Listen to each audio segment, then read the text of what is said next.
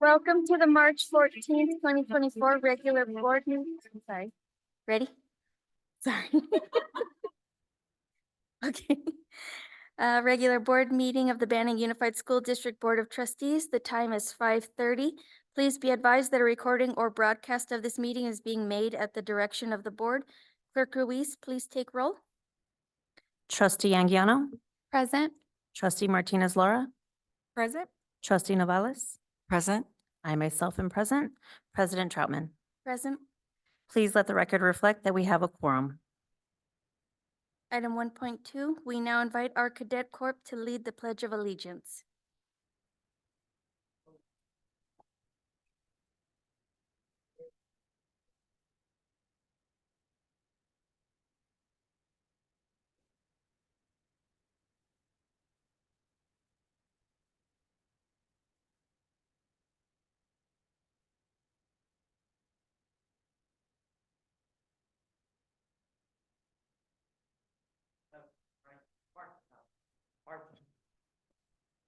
Color guard. Hope. Love. Face. Freeze and colors. It's the right hand over your heart. Ready, begin.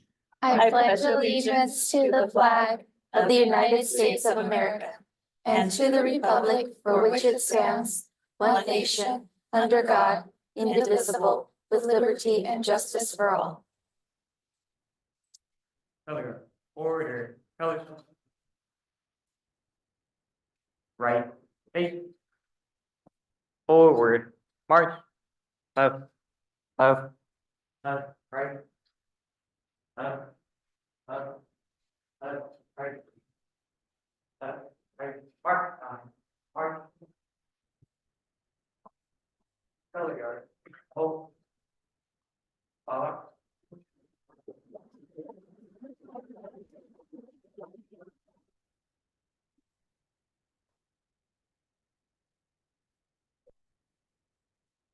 Item 1.3, adopt agenda. Are there any changes to the agenda? No changes to the agenda. Are there any board requests to change the agenda? Do I have a motion and second to adopt the agenda as posted? I move. I second. I have a motion from trustee Novales and a second from trustee Anguiano. All those in favor say aye. Aye. Aye. All those opposed say nay. Hearing none, motion or the agenda is adopted with a 5-0 vote. Item 1.4, student presentations. I would like to invite Dr. Kazi Bush to the podium to introduce this evening's student presentations.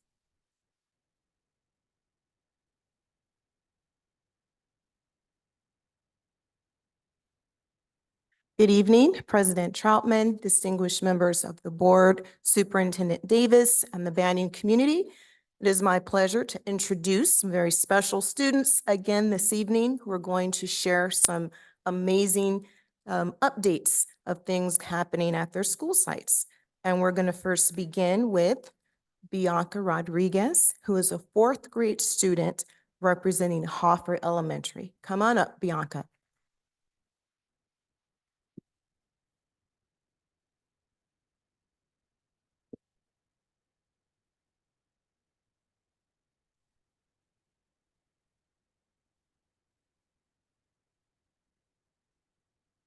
Good evening, Board President Troutman, distinguished members of the board, Superintendent Davis, and members of the Banning community. My name is Bianca Rodriguez, and I'm a proud Appaloosa at Hoffer Elementary. I appreciate the opportunity to come and speak about our school. This year has been a great year with many fun things happening at Hoffer. So far, we have enjoyed 3 exciting STEAM days: science, technology, and art. Next week is our 4th STEAM day, where we will be learning about engineering, and next month is math.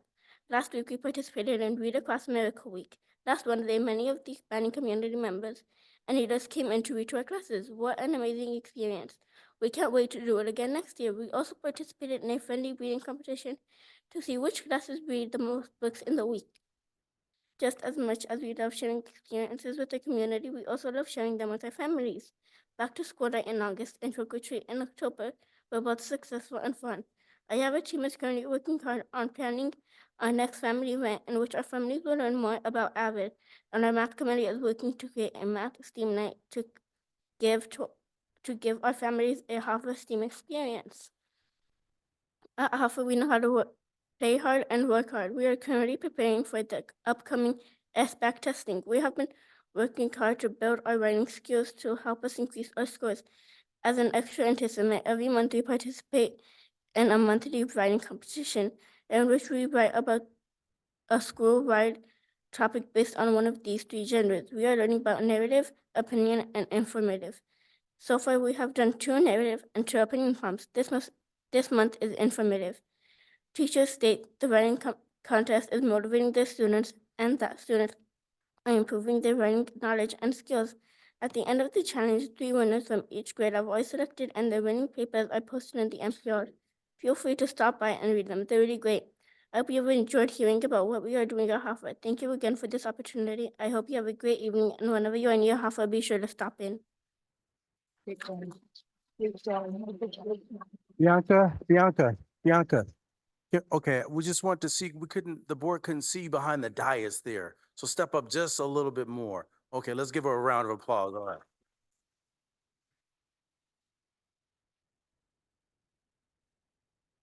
Usually the camera can see, but the camera isn't on. So student that's maybe not tall enough, maybe if we move them to the side, Okay, that may help. okay. I didn't even. Oh, Okay, it is very difficult sometimes coming up to speak, and so if we could please give her another round of applause. That was very courageous and brave. Public speaking is one of those skills that we want to continue to cultivate and develop in each of our students. And so our next student who has a little more experience at the middle school level is Rose Yang, who is ASB president at Nicollet. Come on up, Rose.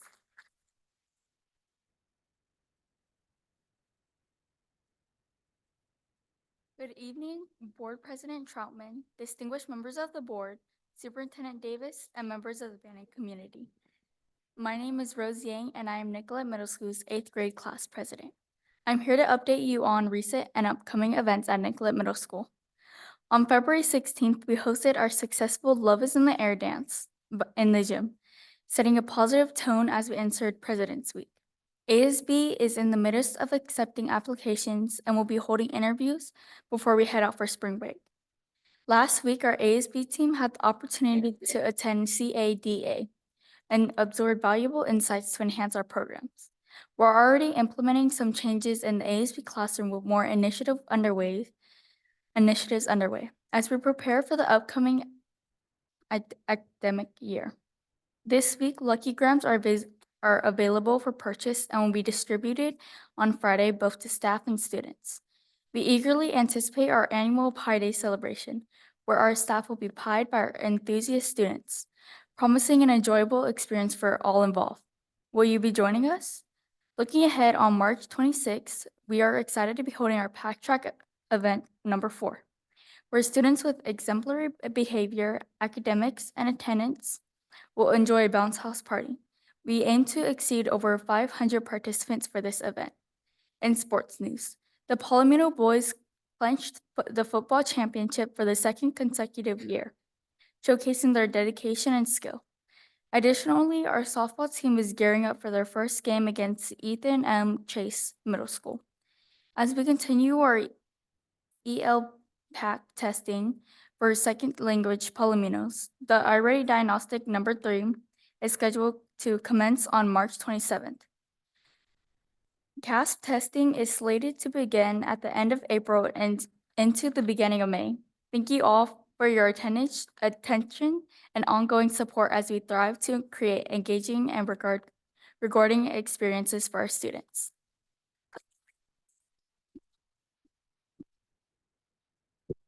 Thank you very much, Rose.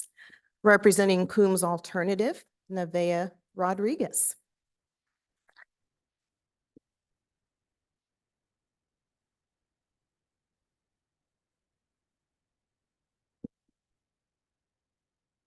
Good evening, Board President Troutman, distinguished members of the board, Superintendent Davis, and members of the Banning community. My name is Nevaeh Rodriguez. I am a senior from New Horizons High School and a proud member of class of 2024. Congratulations to New Horizons senior Isaiah Contreras, who was selected as our Banning Belmont March Student of the Month. Graduating seniors complete a career readiness portfolio and write their very own winning attitude statements reflecting on their time at New Horizons. Isaiah wrote, "Success is only given to people who chase it, not to people who think it's given to them in the palm of their hands. If you want success, you must take the steps." Isaiah's grades and contribution to New Horizons truly demonstrate his goal to graduate and begin his career in the Navy. Thank you, Isaiah, for reminding all of us it begins with me. Students recently completed their Coombs Safety and Campus Culture Student Survey. This data showed students feel safe and have a strong sense of pride for their school, their learning, their sports teams, and their shared activities. In February, Coombs students traveled to Garnier Holt Education through Imagination Institution in Redlands. The Garnier Holt student presentation encourages creativity, innovation, technology, and entrepreneurship for students to be college and career ready in the areas of science, technology, engineering, arts, and math. Students reported a special appearance by Baby Yoda. Thank you, Mr. Preventure, Coombs counselor, for hosting Cal Soap College and Career Readiness Services from the Riverside County Office on Education. Thanks to Mr. Preventure and the Cal Soap Coombs, graduating seniors and their families completed FAFSA forms for their continuing education after high school. Mark your calendars. Coombs Open House Barbecue is March 20, 2024, from 4:30 to 6 p.m. Don't miss your chance to see firsthand the exciting things happening at Coombs and to enjoy great food and live music with the Coombs family under the direction of Jason Nutter. Cal Soap will also be there to help parents with the part of the FAFSA. Our English and math classes continue to practice and prepare for the upcoming SBAC using ExactPath. In addition, the third quarter final exams are this week. Good luck, students. Thank you for allowing me to share our Coombs alternative report with you. Thank you, Nevaeh. And last but not least is the president from Banning High School. We have Chloe Dabukan. Come on up, Chloe.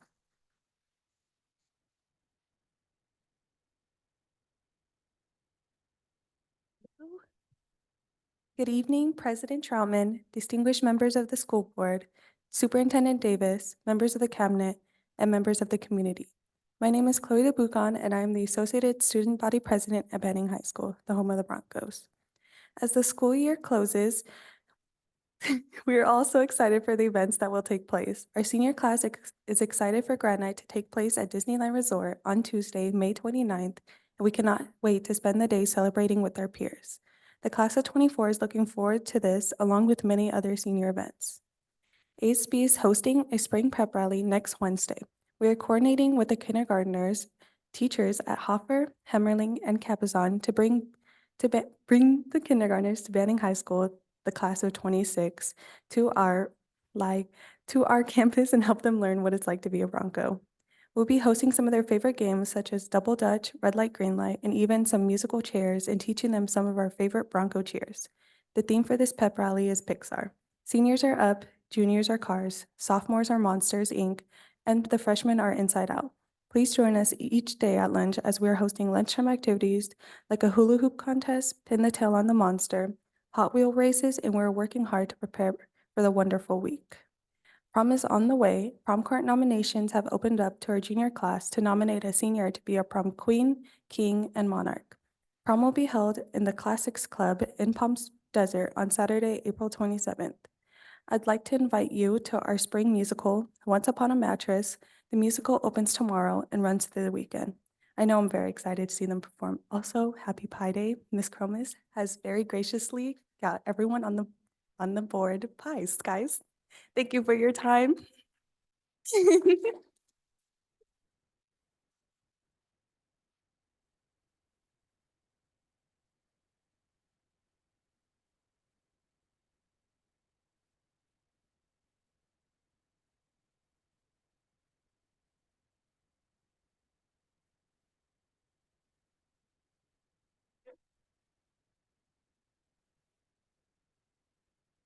That concludes our student presentations of the evening. Thank you.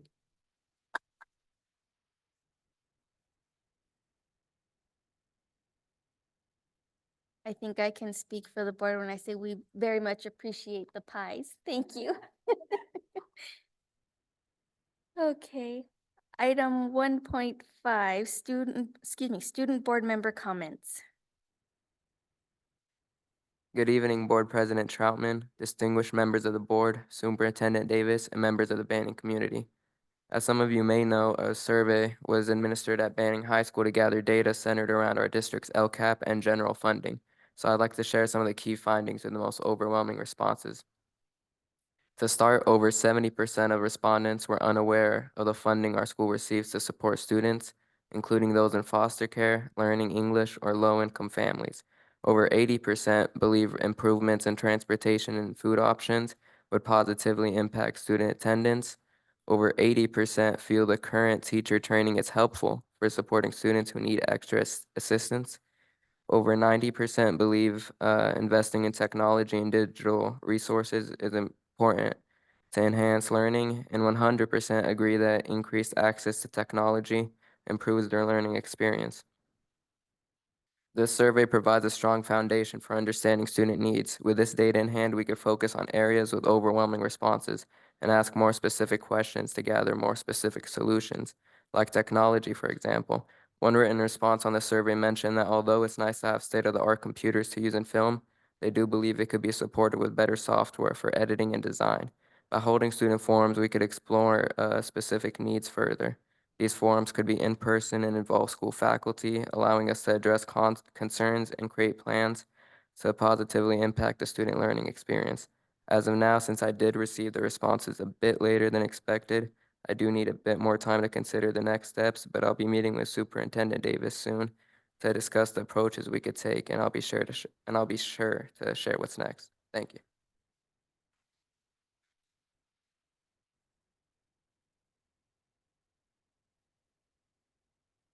Item 1.6, opportunity for community comments, closed session items. We did receive one comment. Individuals who wish to address the board on matters which affect the district and its programs are requested to complete a request to address Board of Trustees card and submit it to the administrative assistant. Speakers are asked to limit comments to 3 minutes. While the board welcomes input from the community, they will not respond or take action during public comments. The board may decide to refer matters to the district staff or take under advisement for a future meeting. All speakers are reminded to be respectful and courteous. I'd like to invite up Mr. Fred Grichard.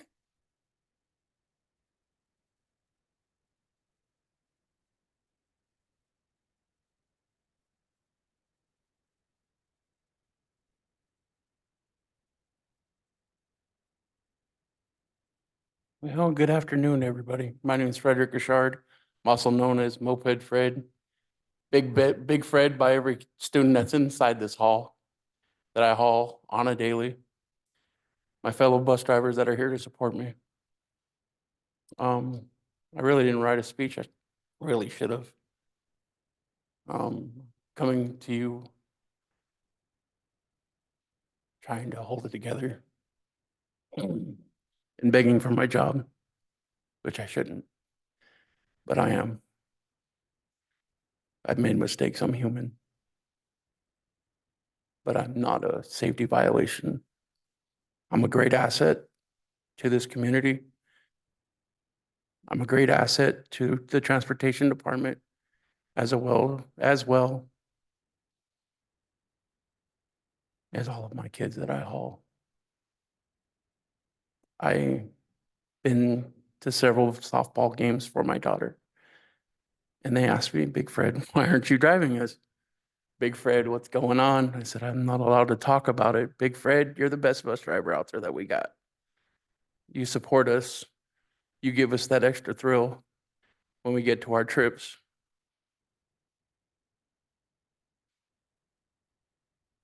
You give us that extra oomph. It gives us the power to get through these games. And that was 2 of my softball varsity girls that are seniors now.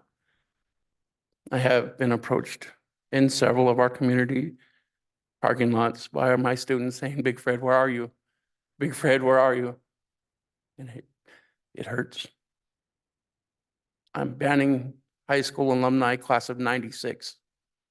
I'm giving back to my community. I've done everything I can. I tried to be honest with everything that I've done in my paperwork. And I've made mistakes. I should have fought harder and said I didn't do that. I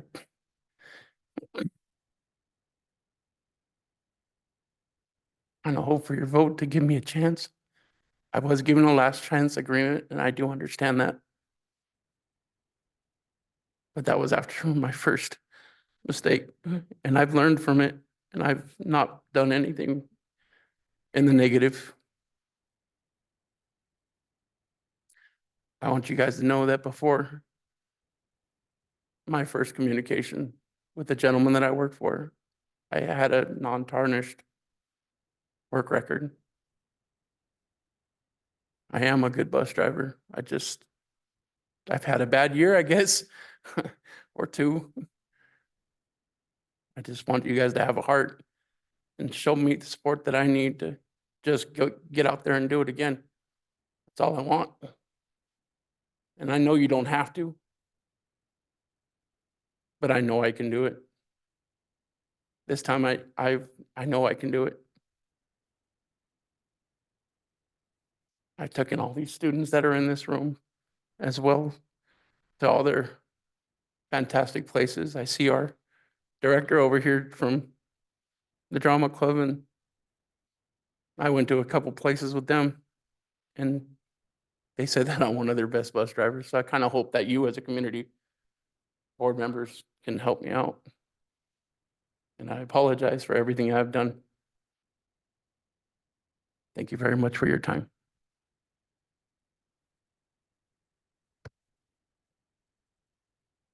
Thank you, Mr. Gershard. The board will now go into closed session. The time is 5:52.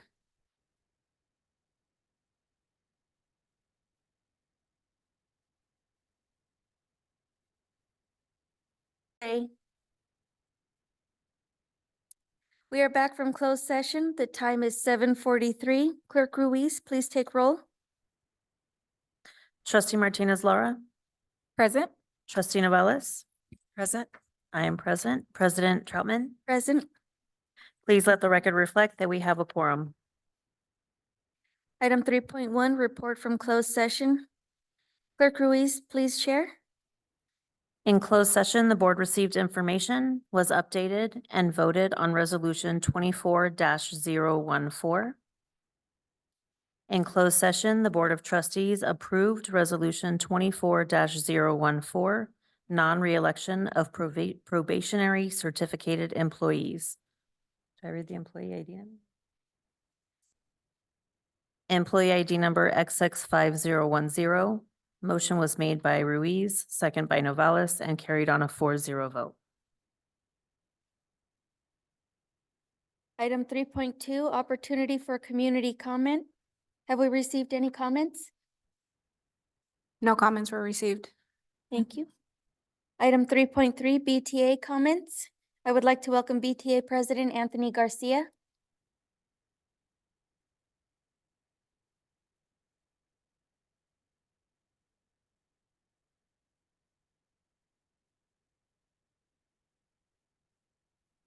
We started negotiations, things went well, even though Victor was bullying us a little bit. Things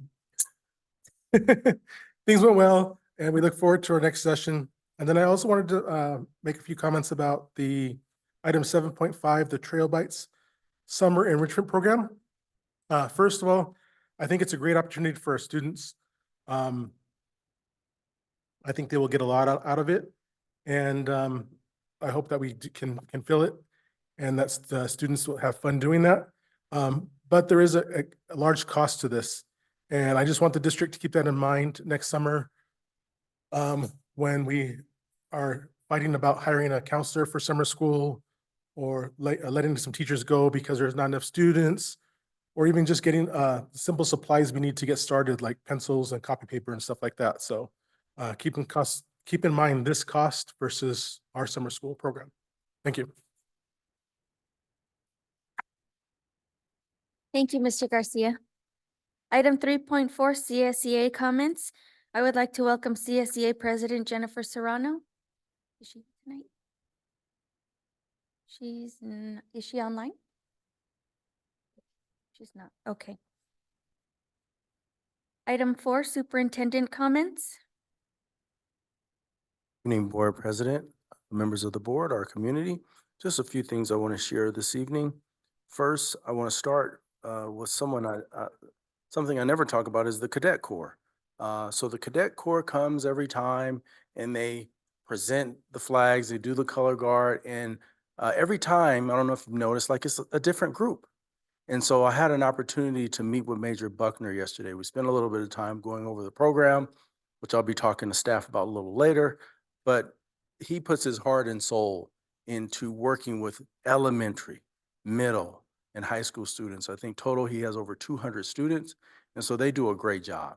And one of the points I took from that conversation is he's really trying to instill appropriate behavior, mannerisms, integrity, values in students, and that's just admirable. So I want to thank all our students that come and their parents for doing the color. So thank you for that.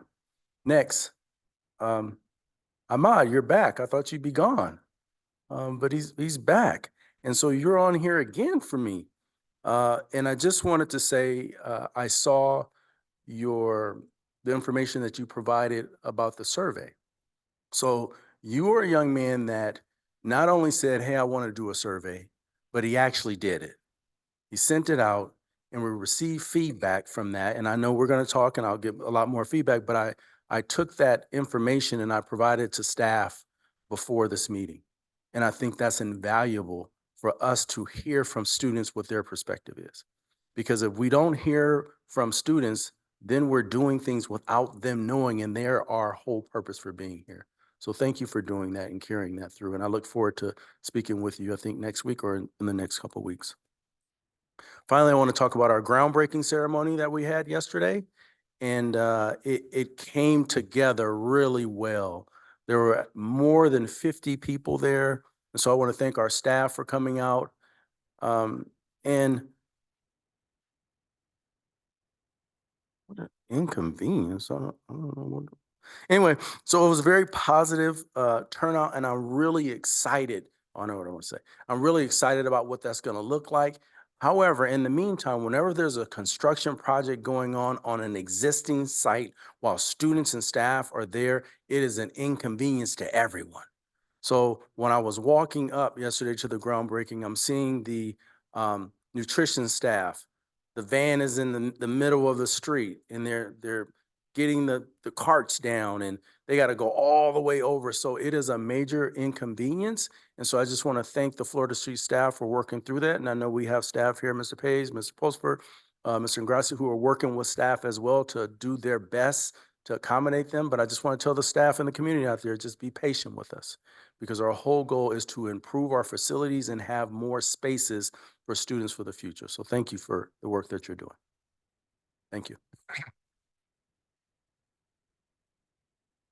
Item 5, consent calendar. The recommendation is to approve consent calendar agenda items 5.2 through 5.5 as provided. All matters listed under the consent calendar agenda are considered to be routine and enacted by one motion and vote. There is no separate discussion of these items prior to the time the Board of Trustees considers the motion unless a member of the board or administrative staff requests that specific items be discussed and/or removed. Do we have a motion and second to approve the consent calendar as provided? I move. I second. I have a motion from trustee Ruiz and a second from trustee Novales. All in favor say aye. Aye. All those opposed say nay. Hearing none, motion passes 4-0. Item 6, special legal and discussion items. 6.1, Business Services 2023-24 Second Interim Financial Report. This item is for the board to approve positive certification for second interim financial reporting for the fiscal year 2023-24.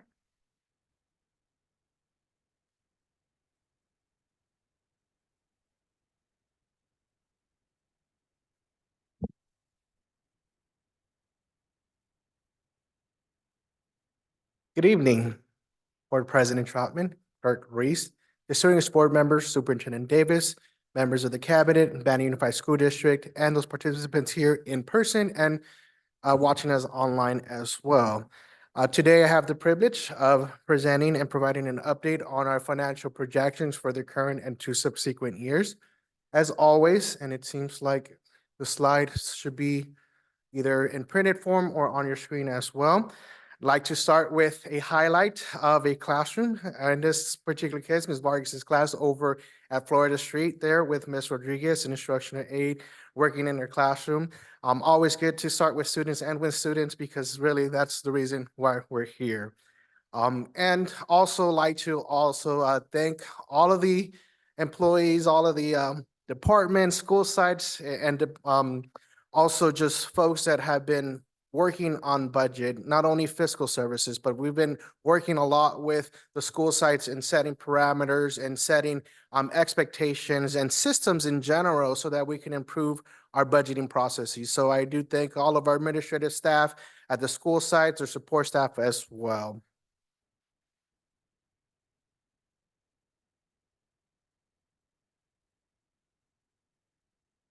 Thank you. This is the budget cycle, an illustration I like to always reflect back to and see where we're at in the process.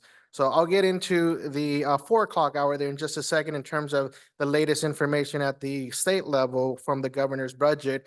But currently today, we're at the 6 o'clock time period here, which is the second interim process. At this point, the focus is on year-end projections. And there are revisions to enrollment, attendance, a duplicated count, staffing, also recognizing vacancies, and other revenues as well. And then at some point through the presentation, we'll be drilling into special education and overall maintenance costs.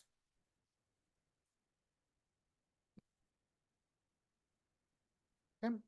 So the second interim in general includes all of the actual expenditures and revenues as of January 31st.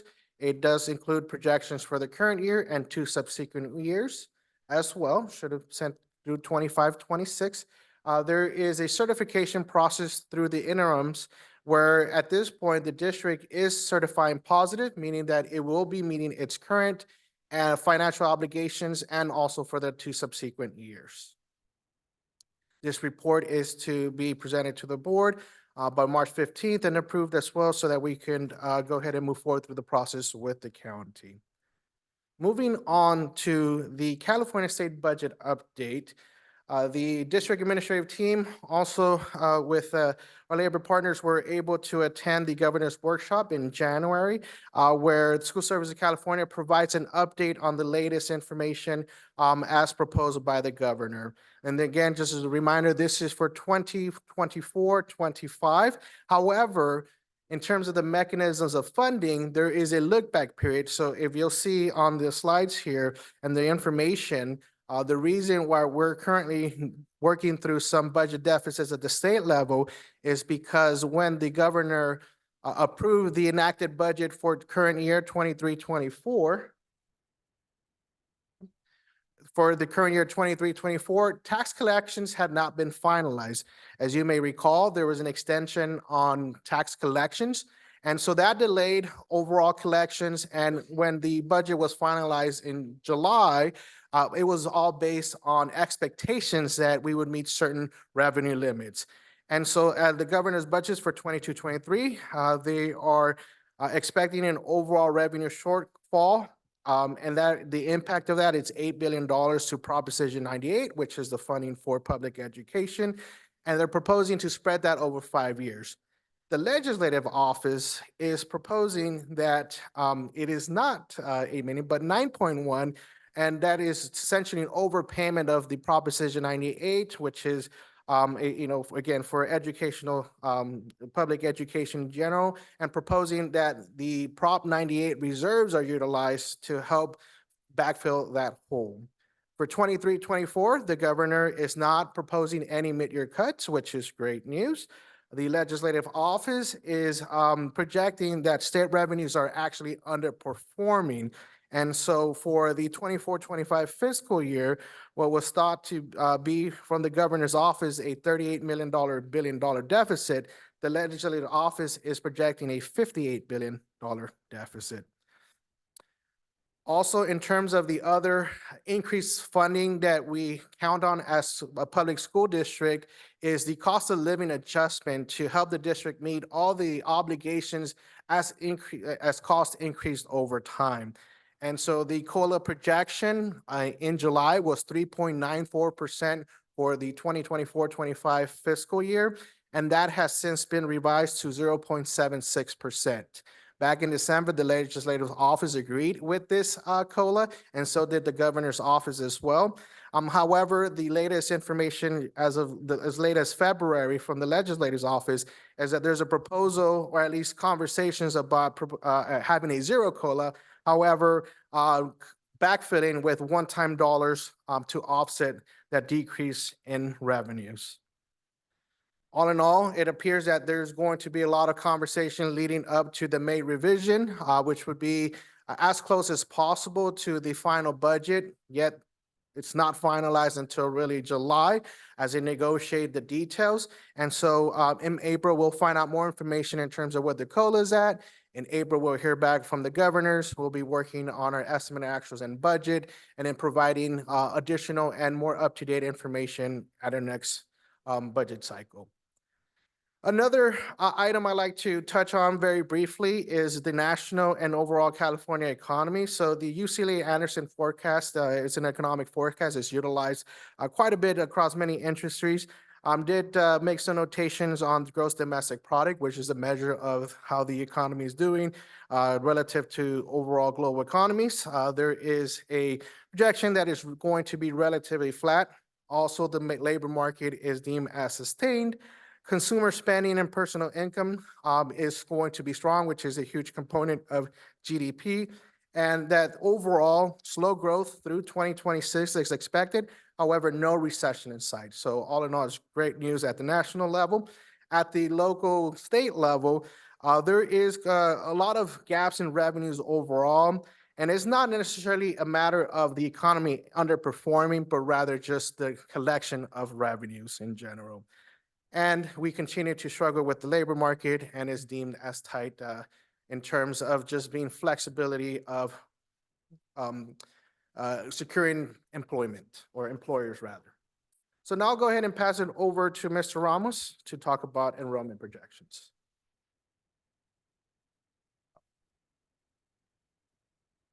It's the range. Okay. Good evening, Board President Troutman, Clerk Ruiz, esteemed Board of Trustees, Superintendent Davis, and the Banning community. So I know we have a slight delay with the slide deck, so I'm not going to be like a movie where the voice doesn't match the screen. I'm going to try to match it. So as Mr. Herrera said, during the second interim process, we're looking at how the state is performing. How is the national economy performing? And then we look at the district and how are our students doing? What does enrollment look like? Now, with being and having tight budgets and having a lot of changes, it's really been an opportunity for the fiscal services and business services department to work very closely with centralized registration. So we're looking at the enrollment together, we're looking at the trends, and we're looking at the data. Now, prior, we were having a relatively flat trend in student enrollment, but most recently, we are having a declining enrollment. Now, when we compare to the state and other districts, I recently read an article published in January of 2024, and it indicated that 73% of districts in California are actually seeing a decline in enrollment. So we are not alone in this. We're just like the other districts. And so that's why we're paying really close attention to what our enrollment and ADA is looking like. Now, we've added an additional year, a forecasted year, in utilizing the cohort survival method. We take the class and we move it forward in the projection to see, okay, if this group of students moves to the next grade, what does that look like? Now, overall, in the span of the 9 years displayed in the graph, we are losing approximately 508 students in the projection, which is 11% of our enrollment. Now, moving on to the next slide, we have general fund revenues and expenditures. On the left-hand side, we have our revenues, which total 93 million. On the right-hand side, our expenditures total 92 million. And so our revenues are outpacing our expenditures for the combined general fund. Now, the combined general fund includes both unrestricted programs and restricted.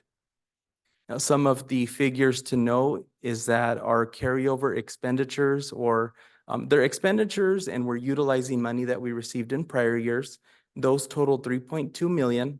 Now, if we back out that value from the unrestricted general fund, which the unrestricted general fund currently shows that we're deficit spending. Now, if you back out those one-time expenditures, we have a surplus of a positive 1.1 million. So I thought that was important to note. Now let's dig a little deeper into the first interim versus second interim in any of the major changes. In terms of revenue, we have, so let's go back to the slide with the revenues. Okay, there we go. So in terms of revenue, we have 3.1 million in increased revenue. Now, some of those things include bringing in some adjustments for the expanded learning opportunities program. We originally budgeted for a certain dollar amount, and then we received more money. So now we're recognizing that increase, as well as some increased funding from prior years for the Medi-Cal billing options. With expenditures, there is a total of $1.7 million decrease in expenditures. And I'd like to touch a little bit on what makes that up. During the second interim process, we review all salaries and all positions. So we take a look at, let's say, for example, we budgeted for a teacher at column 4, row number 15, and then we hired them. So now they got brought in at row number 10. So now we have a savings in that position. And so we bring that in and we reflect it in the second interim financial report. Now, also, we may have a vacancy for a month. We had a classified staff member who retired, and now we filled the position and it was vacant for a month. We realize that savings and reflect it in second interim. So we're having the latest and greatest information. With the fund balance, because our revenues do exceed the expenditures, that increases our fund balance by 4.8 million. And you'll notice that there is a slight change to the reserve for economic uncertainties, but it's in the amount of 334,000, which is a negative 0.24%. So moving on to the next slide. We'll take a look at the restricted and one-time funding. So as a result of the pandemic and COVID-19, the district received quite a few funding sources, and those are one-time in nature.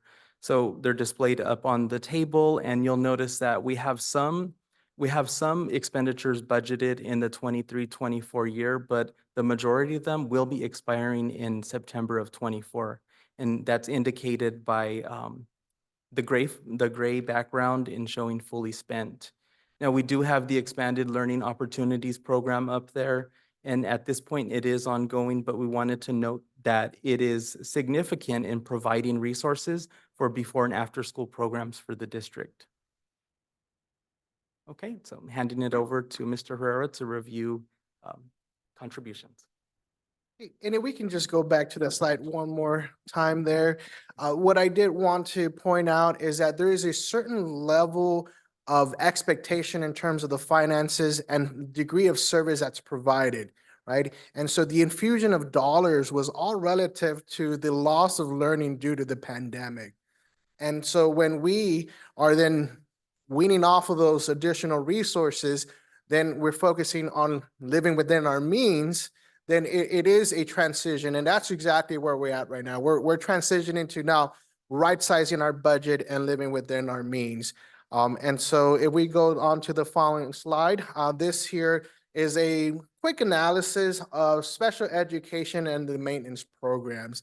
And it's really to highlight some of the challenges and the overall just needs of students in our district. So for special education, and we look at that first line, that is a reflection of all the expenditures relative to special ed. There's multiple funding sources, but it's never enough funding to meet all of the obligations financially.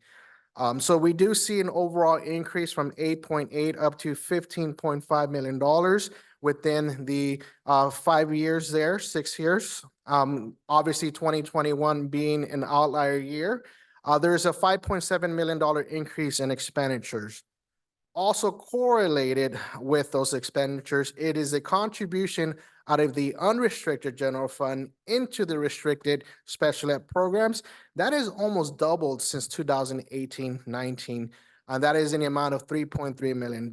And so we've been having conversations with the Special Education Services Department in terms of how we can still meet the needs of students, but also then being mindful of the expenditures and the obligation and the amount projected for the current fiscal year of $6.9 million out of the unrestricted general fund to support the special ed population at our district. Moving on to the maintenance program, and if we can just go back to the previous slide there. Moving on to the maintenance program, it is also important to be mindful of a lot of the challenges that we've had with our facilities. And so the restricted maintenance program does require to make a certain level of contribution based on expenditures. That's why we do see that increase over time, because it's all correlated to total general fund expenditures. But I did want to highlight the deferred maintenance transfers that have been done in the past and also projected for the current year to take care of some of the most recent challenges we've seen with our roofing leaks across the district. So about a board meeting ago, we talked about a bid and a phase 2 of those projects, knowing that there was an additional set of projects that needed to be completed. And so being mindful that we do need these resources to take care as something that's very important, such as our roofing, we were recommending another contribution of $500,000. Moving on to the multi-year projections. Now we're talking about the entirety of the budget cycle, which includes 3 years, the current and 2 subsequent years. First, I want to draw your attention to the average daily attendance rate of 91.5%. That's been fairly consistent. I'm pretty excited about just how we've been consistent overall with our attendance from the beginning of the year to where we're at today. Usually the trend is that there's a decrease in attendance, and we've been focusing on attendance at various levels, including Saturday school. Statewide, there has been pre-pandemic ADA rates for a unified school district. We're coming in at about 94, 95%. Our historical values were about 93%. However, as a result of the pandemic and just a change in behaviors in student attendance, the figures are at about 91.3%. So that means that Banning is pretty much at par with the rest of the state in terms of average daily attendance. However, there's an opportunity to always increase our attendance. There's opportunities to always increase enrollment, and I'll talk about that in just a second. Also, mentioned at our last board meeting, and just a revision here, is that we did have, by way of changes in law, that there was an inflated ADA, average daily attendance funding methodology, that took 1920 enrollment, and there was a calculation, they called it an attendance yield, and then that then inflated the 21-22 ADA. And it was really a response to the decrease in average daily attendance because of the pandemic. Well, because then another change in law in terms of how we get funded, it's not just the current year or the prior years, whichever is highest in ADA. Now a third mechanism is included. The 3-year average is now a mechanism, is that we are living right now in inflated ADA in terms of how we're being funded that falls off in 24, 25. So in other words, we've again, had the fortunate, been fortunate in terms of getting help and aid in terms of loss of ADA, and that help is going to subside at 24-25. Last but not least, the other figure I would like to point out is the cost of living adjustment that I was just discussing a few minutes ago. And it is COLA reducing from 3.94 down to 0.76%. This funding is not enough to take care of the increase of costs to support the salary schedules for our certificate and classified members, also increase overall in utilities, health and welfare, and also decrease in enrollment actually creates the effect of loss of funding as well. And so we'll be working through that analysis and providing the board that information at our upcoming budget presentation.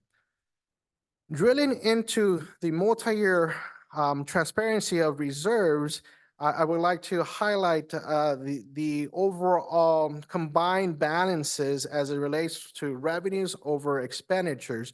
And in the 3 years, we do see deficit spending. This is again, both the unrestricted and the restricted general fund. I do have another analysis here, strictly looking at the unrestricted general fund in just a second. Also, components of the fund balance, we do see that reducing from 35.4 down to 30.7, and that's a combination of different factors. One is the utilization of reserves, which we'll dig into just a little deeper in just a second. Also, it also demonstrates the phasing out of these one-time restricted dollars as well, and the use of those dollars. All in all, the overall reserves for economic uncertainty do meet the district's required level of 4.5. As we see there in year 3, we're at 4.57%. When calculating the reserve levels based upon some of the changes and meeting what is called the 10% maximum reserve cap, we are well below that cap at this point. We can go on to the next set of figures. Now, digging deeper into those components of the fund balance, which does not in this particular analysis include restricted programs. It really focuses on assignments. Which those assignments include supplemental and concentration carryover. That's at about $1.4 million, and we're holding that constant until there's a change in using those dollars. And also commitments. And these commitments, as I shared before, these are for obligation that the district is expecting, making that commitment and setting aside those dollars. And it also helps us meet that 10% reserve cap that we just discussed a few seconds ago. What I would like to highlight, if we go down to about 4 lines before the end of that analysis, it is the attendance loss due to ADA at $2 million, unforeseeable mitigating operational factors at $2.4 million. Just looking at those 2 line items, for example, this is a good demonstration in terms of how the district has been conservative in its budget projections, also being very mindful of building reserves to be able to absorb any changes in the economy that are completely out of control, out of the district's control, right? In terms of what's going on at the state level has a direct correlation into the revenues coming into the district. And so through the opportunities that we've had in the additional funding, not having certain expenses through the pandemic, we've been able to build healthy reserves. So going back to the figures, you'll see in year 1, those 2 million, 2.4, but then it's utilized in the following year, which is reduced to 0 to help us cover our deficit. And we'll go into that in just a sec as well. Here we are now looking at the effects of the reduced COLA, which is now 0.76%. And so what was presented back in December, we did have a deficit projected, and as Mr. Ramos mentioned, for the current year, it is actually a surplus due to the fact of the expenditures of some carryover dollars. However, back in December, we were projecting about a $2 million deficit for 24-25. That is now a $4.3 million deficit due to the decrease in the COLA. That that deficit does increase by $1.3 million in 25-26. And generally, it is because of then the sustaining of the salary schedules and overall increase in cost that we have to naturally build into the budget that create the increase in the overall deficit. So as a result, we'll be working through the process of developing a budget stabilization plan. At that point, we'll be looking at factors and or ways to increase revenues, also looking at different measures to reduce expenditures. And again, starting with the pandemic, as a result of the pandemic, the additional flood of resources were absolutely needed to close that achievement gap. And so now we're working through the process of weaning off of those additional resources, focusing on what seems to be almost a no COLA year, right, in 24-25, and then working through the process of utilizing our reserves, which were intended to help us out through any kind of fluctuation in the economy, and developing a plan so that we can balance our budget. And so a lot more information will be shared on that as we continue to develop the plan and as we are leading up to the budget cycle coming up fairly soon. Now, what we don't usually do is talk about activity in other funds. And so we primarily focus on the general fund because it is the district's lifeline. If the general fund, well, I won't say that, but the district depends on the general fund, and that is really a measure of how we're doing financially. However, there is activities in other funds that I would like to highlight here. And this is really a demonstration of showing how there's different resources that are targeted and or earmarked by the state and or other agencies for specific reasons. And for example, one of those would be the adult education, the child development fund, which is our preschool program that's operating on Florida Street, and also nutritional services has its own dedicated fund. And I'm happy to report that those funds are healthy and they do have an excess of revenues over expenditures and overall fund balances as well. We talked about deferred maintenance and those $500,000 there. They were moved into the fund, at least in budget, and we're working through the process of how we're going to then allocate those $500,000. But if I can go ahead and direct your attention to what Mr. Davis mentioned just seconds ago about the groundbreaking ceremony for the Florida Street expansion project, which would add 6 new classrooms to the project. And so what the district did at that point is secured about $8.4 million in grant funding, which required a 40 to 50% match. However, we were able to file a waiver and go through a process to be only obligated to match about 14%. And that 14% is coming from other places other than the general fund. In this case, it is our Fund 25 capital facilities, which is the collection of developer fees for what are known as school fees, developer fees for any kind of construction and or additions to your home property or commercial property that are over 500 square feet. So again, just wanted to demonstrate the differences of the activities in the District General Fund that mainly support our staffing. Yes, there's other funds that do include staffing, such as the child development, nutritional services, but there's a lot of facilities funding available, and that's why there is we're moving forward with those projects because it's not impacting the general fund. Okay. And so what are the next steps? We are recommending for the board to approve the second interim. We'll also be listening in to what are the latest updates in terms of state revenues, the COLA in April, attending the Governor's May Revise workshop in May. We're all also are going through the process of finalizing our audit from 22-23.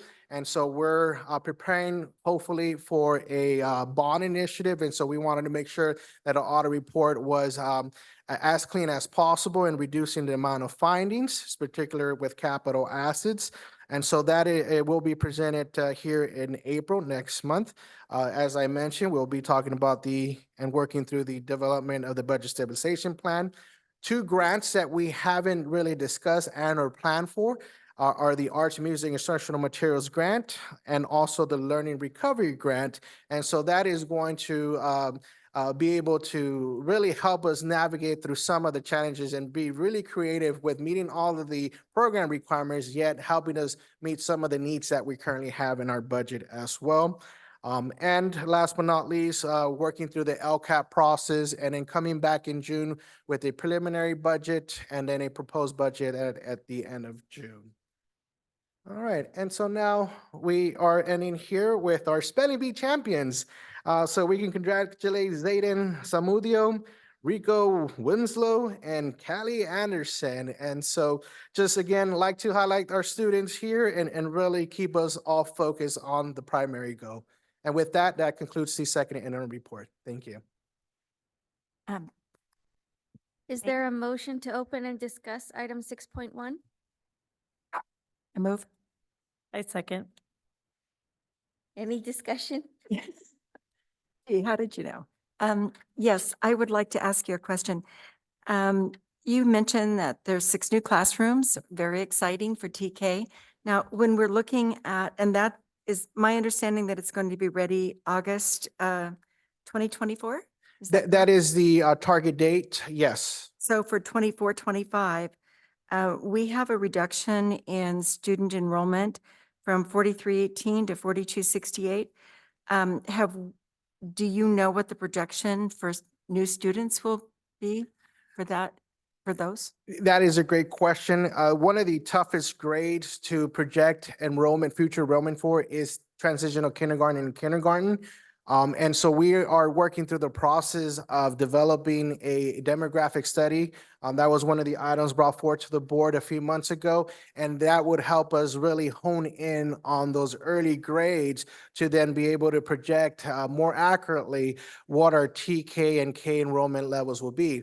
But this is just a quick reminder of the facilities project is tied to the governor's early education initiative of essentially adding a whole new grade level. And we did see last year an increase of 1 full class from 24 transitional kindergarten students. And so as the age requirement continues to fall back, then that allows for more students to be enrolled in the program. So that's going to be very difficult to really lock in the enrollment in those for TK and for kindergarten. However, we're leveraging the availability of these grant dollars to improve our facilities, create the space for when the students do come. Also, some of the information that I received at the city level is that there is an empty lot right in front of Florida Street. There is a development in the works there, and very excited about seeing that go vertical soon so that we can see more families come into our district and bring their students to our schools. Okay, so I guess this from 4,318 to 4,268 does not include those 6 classrooms, right? So It doesn't include a it would be projection for those two 6 different classrooms. things, right? So the classrooms are being built, but it is not projected that those classrooms will be filled in the sense of added students. So that's a great question because the projections are very conservative, assuming the same level of TK and kindergarten students enrolled last year will enroll this year. So we're not projecting additional students in this information provided today because we want to be very conservative. Once they come and they enroll, that's when we can count them. Okay, thank you. And then I had one other question. Alice, can I just add to that? So when we project enrollment for TK and or kinder, we're using typically the same numbers that we have now, correct? That is a typical practice, yes. Okay. So it's just pretty much status quo. And if we get additional students, great. But if we don't, we're still using that number. And that's the hardest number to project. Okay, thank you. And then I had one other quick question. The terabytes proposal, that's going to be in the arts, or is it going to be in the arts, music, and materials grant? It will be funded out of the Expanded Learning Opportunities Program, which will help us meet the requirement of providing at least 30 additional non-instructional days to the calendar. Okay, so it's not really taking away from any other. It is not taking any resources from the unrestricted general fund. It is on the restricted side, specifically earmarked for the before and after school and intersection And summer. type of expenditures, Okay, correct? thank you.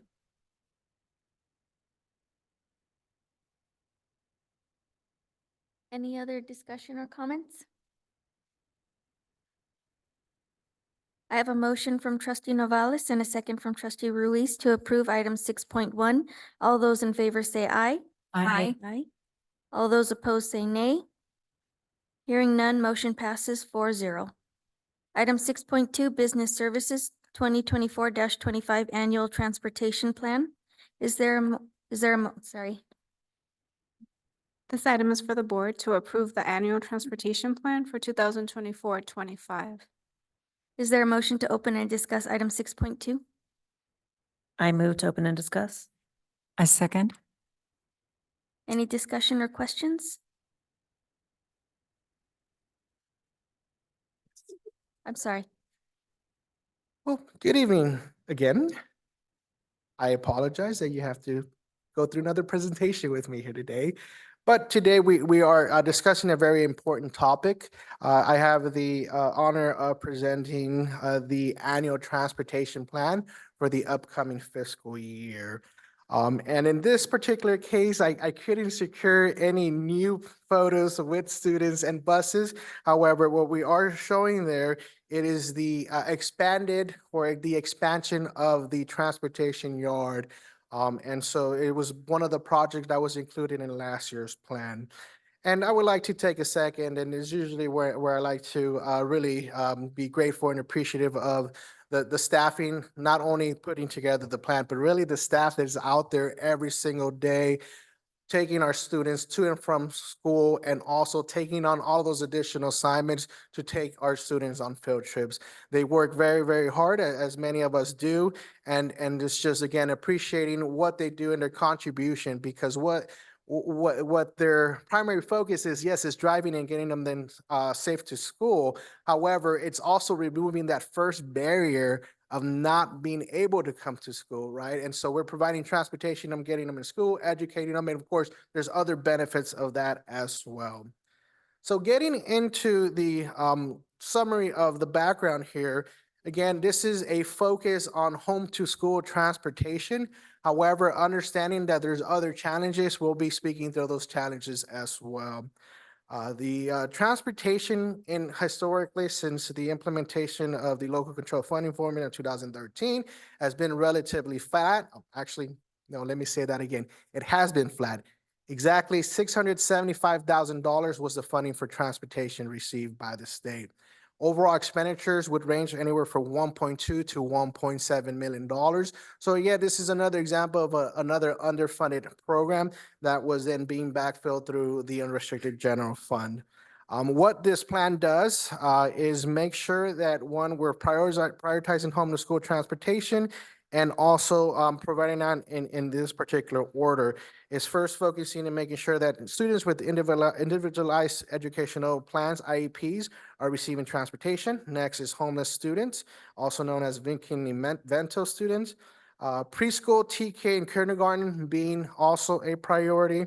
And then unduplicated pupils, which includes socioeconomically disadvantaged, free and reduced students, English learners, and then last but not least, all other students. Currently, we do provide transportation to all students, and we do have some policies that are in our current board policies, 3541, which speaks to transportation routes and overall operations. And so it does include parameters in terms of the distance that a student lives from a school in order to qualify for transportation. But just like I mentioned a second ago, we're providing transportation to all. So this particular policy hasn't really been enforced. Another policy that does have impacts overall is the school attendance boundaries. Currently, Banning Unified does not have specific boundaries for each school. It is what is known as a school of choice district. Any family can choose to attend any school as long as there is space at that school. But it does create certain amount, level of impact in terms of just efficiencies overall, having to go across town to go ahead and transport our students. And again, it's a delicate balance in enforcing some of these policies with also prioritizing the ability for students to attend school. And again, is removing that barrier and providing that transportation so that it can make it to school safe. Can I just pause right there? If you can go back to that slide, please. So with both of those two policies that are listed at the top, let me just make sure I'm clear about this. The first one is saying that depending on where a student lives, in that policy, there's guidelines about what the radius is from their home to the school. That's correct. And typically, most districts, it's either a mile or 3. I think they can choose what it is. Depending on the grade level, so the lower grades is Okay. about 3/4 of a mile, 4th through 9th, it's about a mile, and about 2 miles for 9th to 12th grade.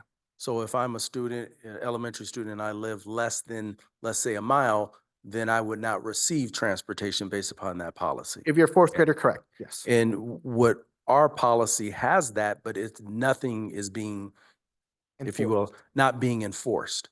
And so that could be something that was made, a decision made years ago. But that's something that I think we do need to explore, bring back, look at that policy and determine, is that good or do we need to change something? So that's the first one. Correct. The second one, that policy 5116 deals with attendance boundaries, as you talked about. So depending on the school district, if you live in this particular boundary, you're set to go to that school only. And just like with the first policy, we're not following any of that. We actually don't have site boundaries. What that does and what that means is we have currently students who live in one location. The school is here, but they're being bused to a completely different location. We have students that are living on the other side of town that are being bused. So in essence, we have students that are being bused all over the place. I bring that up as something that I believe we need to explore because that further hinders and impacts the transportation and the home to school routes. So I think it is something that we need to look at. And again, that probably is a decision that was made a long time ago for specific reasons, but I think at this point we need to explore. So I just want to highlight that because I know that is a challenge, Mr. Page, as I see you shaking your head. That's something that we should bring back, look at those policies and discuss. Right, and there's different layers to it, also considering Cabazon's enrollment and possibly that being an outlier in terms of the conversation of some of those challenges.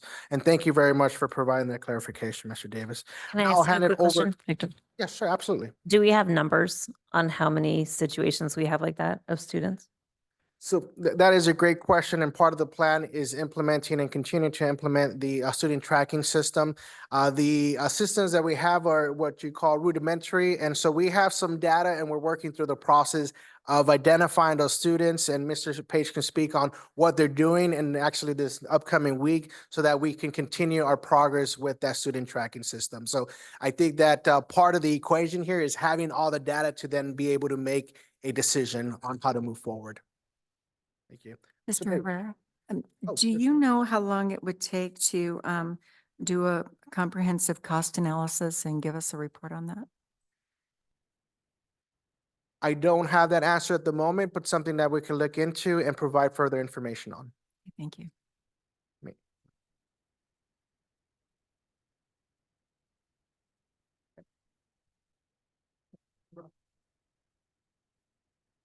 President Troutman, distinguished board members, Superintendent Davis, Banning staff and community, thank you for giving me this opportunity.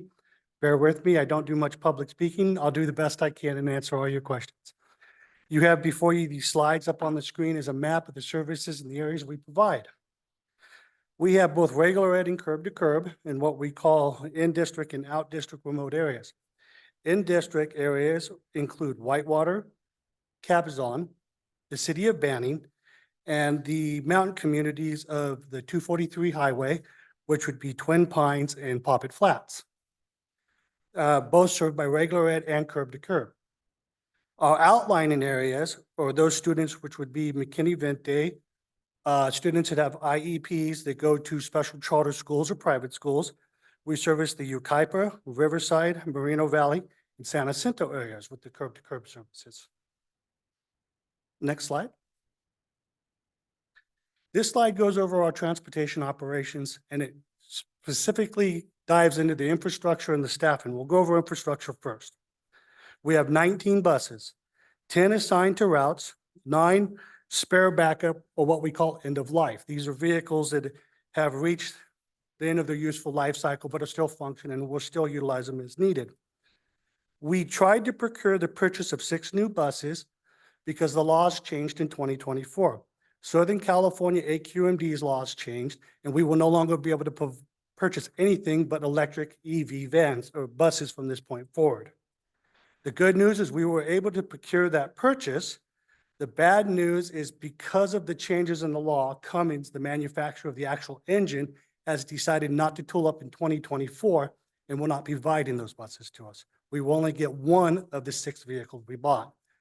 Those are CNG or compressed natural gas buses, which have a life cycle of 15 to 20 years. We have started the grant process to purchase the electric EV buses. The difficulty with those, they have a life cycle of 5 to 7 years. But fortunately, the state is offering some very good grants to help offset those costs. We have 9 vans in our fleet, 4 assigned to routes, 1 assigned to the adult transitional life skills, 1 assigned to the athletics department, and that van is utilized by coaches when we don't have drivers available to take the small groups to their competitions and things like that. So we do allow the coaches to drive them after we have no drivers available. And then we have 3 spare vehicles or 3 spare vans also at the end of their life cycle.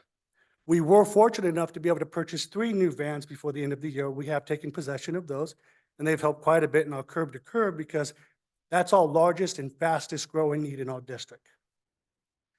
We were able to sell the 4 vans that we were unable to use. If you board members remember, we had 4 vans that sat 12 and 15 passengers. They were not usable to us due to CHP laws. They were sold, and the funds generated are being used to offset the procurement of new vehicles. So that's good news. Next part of infrastructure. We transport almost 2,000 students daily. And when I say students, unduplicated students. That's how many we transport per day. Our average daily ridership is actually close to 2,000. That's every time a student gets on a bus and we transform them to point A to point B. Staffing, we have 9 bus drivers, 4 curb to curb and 1 on leave. We have 4 van drivers, and that's 4 curb to curb.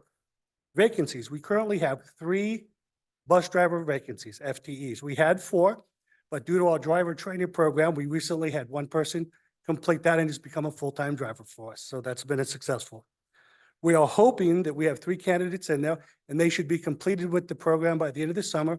So we should have all of our vacancies started or filled for the start of the school year. Substitute, we have 1 bus driver and 4 van substitutes. Now, 3 of those are in our training program, and we're hoping to bring on more van substitutes. Let's see, did I miss anything? No, at this time, is there any question? Actually, turn it back over to Mr. Hooder. I have a question. Unless you have a question, yes. The EV miles, how many miles will the EV buses go per charge? Okay, they are rated between 90 to 120. The problem with that is that does not take into account heavy use of air conditioning or heating or mileage up and down. The EV buses will be utilized for mostly our around town or in-house district, and we will keep the CNG fleet for our long-term field trips or mountain trips or things of that nature. So how many hours does it take to recharge each one of those? It can be up to 8 hours. 8 hours, okay. And what is our farthest point round trip for those buses? Furthest round trip is 76 miles within the city limits. So we would have to, 76 miles in the morning, and then we would have to charge them for a full 8 hours? And No, then- actually, to get a full charge, that would bring the battery down to about 2/3 of its capacity. Within a 4-hour charge, it'll be back up to 75% and can go back out there again. Ben Waddell and I have sat down and done the math with this along with the bus manufacturer. No? I'm sorry, Ben Waddell is our lead mechanic.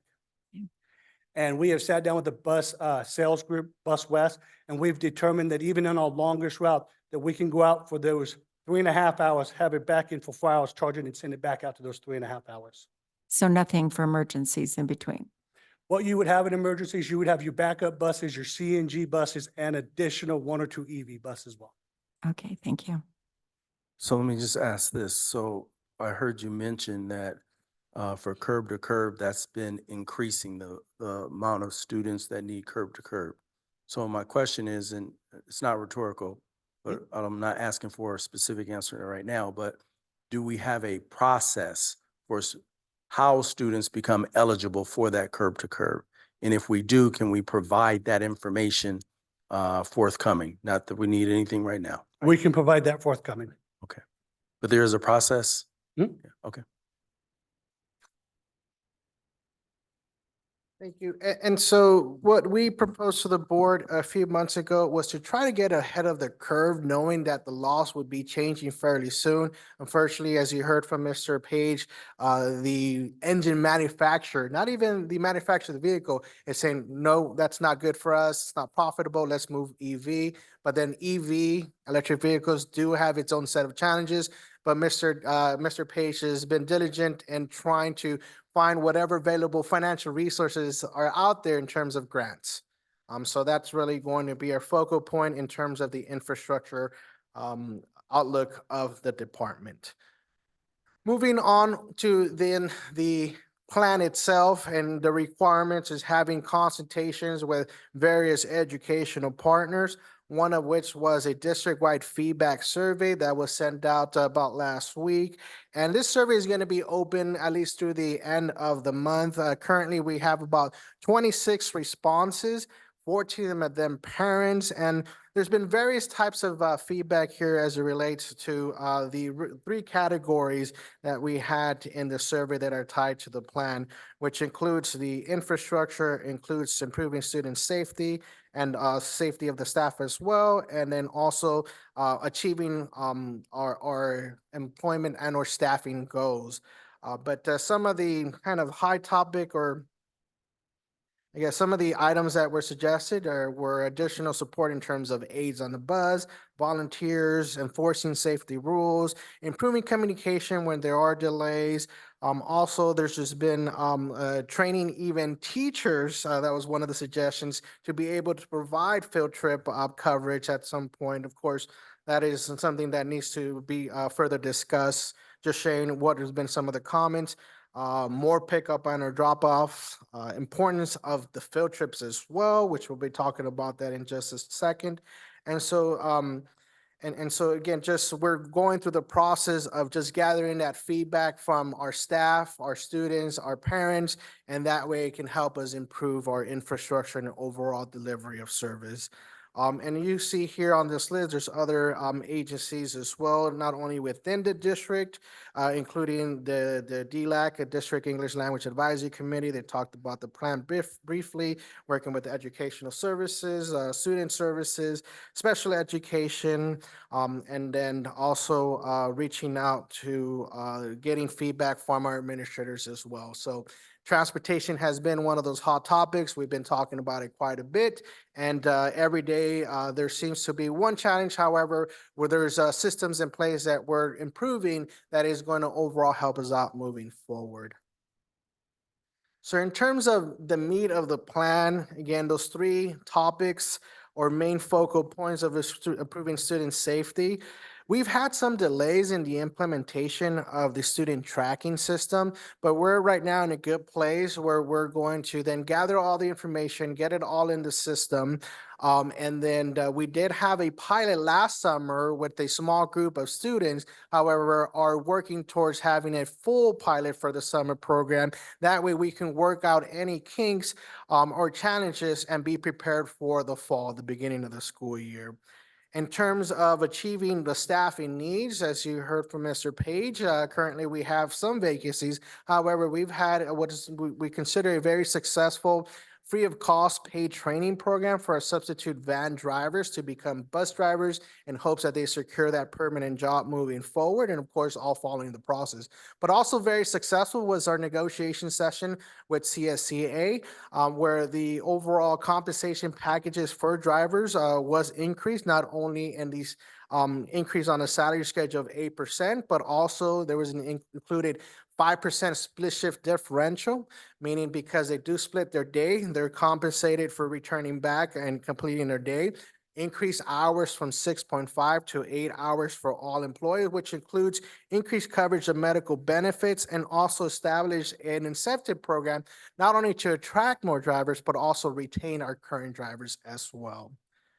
And in terms of overall infrastructure, I think we covered all bases and showed you the photo here of the yard expansion and also concentrating on the yellow fleet and working through those EV grants. So I'll turn it back to Mr. Page to then now kind of go off tangent here in terms of the plan, which focuses on home to school transportation. And speaking of some of the other challenges as it relates to field trips, and then we'll also get the support of the academics team talking about the field trips and also discipline on the bus. Thank you, Mr. Hutter. Field trips, the topic that's been on everybody's mind. What you have before you is a slide that gives us a 4-year history of field trips, and it breaks it down into categories. I'd like to start with the current year. As of March 8th, we have received 157 field trip requests. 95 of those have been completed. 47 of those are scheduled to be completed by the end of the school year. 15 of those trips have had to be canceled or denied. 7 of those trips have been chartered out, and I wish to speak to the cost of those chartered when we finish this section here. We've driven nearly 20,000 miles already, or that's what we project to drive with these field trips, 20,000 miles by the end of the year. Short notice request, that last bottom line, what that refers to is we increase the time required for notification for field trips from 6 weeks to 8 weeks to give us plenty of time to cover these trips or to get them chartered out and to work out the details. 70% of those field trips requests are still coming in without that 8 weeks requirement. They're coming in late, but we're still covering those trips and doing the best we can, what we call short notice. Now, to touch back on cost, so you guys understand what a field trip costs, and this is a cost per bus. For Banning Unified to cover a field trip and to try to keep things consistent and cost even, on a 200-mile trip with an 8-hour labor, that bus costs $1,500 for Banning Unified to send that employee in that bus out. For us to charter with him at Unified, it's a $2,000 cost. For us to charter with Cardiff, it's $2,500 minimum. Cardiff changes their fees depending on lay time, sit time, and sometimes a fuel trip charge depending on how many miles a trip is. Going to 2023, we had 88 requests, 83 were filled, 5 were canceled, 3 were chartered, and 80% of them were late with a 6 weeks notification. So by extending to 8 weeks, we've helped decrease that short notification by 10%, which has helped us cover and get coverage better. In 21-22, the year we returned from COVID, we received 112 requests, 112 were filled, 5 were canceled. We only drove roughly about 5,000 miles, and I'm sorry, I did not tell you the mileage. In 2023, we drove roughly about 18,000 miles is what we covered. And at that time, only 4 weeks were required for a field trip back in 21-22, and I apologize for jumping around. 45% were late. Now, 2019 and 20 are added this because this was pre-COVID, and then more historically, as you see, goes along the lines of the last 2 years. 106 were requested, 106 were filled. 21 were chartered, 6,500 miles were driven in those field trips, and only 23% of those were late. So just to give thanks to my staff, especially our dispatcher and our drivers, even with those shortened notices that we're still receiving, they're going above and beyond trying to get those trips covered, even to the point to reaching out to the requester to get missing data and that kind of information so we can get that field trip. Also, so you understand how this works, is if we cannot cover it in-house, we then reach out to Hemet and Cardiff both. If Hemet accepts, we go with Hemet because they're more cost effective. Cardiff is our last chance due to the cost of it. Is there any question? Hopefully I didn't miss this, but did you explain why the extension of the 2 weeks for the short notice? Why did you extend it from 6 to 8? Yes, that's to give us more time to get the coverage needed to give a more of an opportunity if we could not cover it, so Hemet could cover it or Cardiff could cover it. This was something we actually went over at the opening leadership symposium. Did I say that right? At our first leadership meeting, we sat with all the administrators and explained why we were extending this out. It was not only to get better coverage, but allow us to build a better calendar so we weren't having so many stack up on each other so quickly. Thank you very much. Can I just? Yeah. Well, maybe not can I, but so can you explain why trips are canceled and or why we cannot cover? Actually, they're canceled for various reasons. Sometimes it's by the site itself. Sometimes it's because I had an actual breakdown and I'm trying to remember because I did the data. 3 were due to non-coverage this year.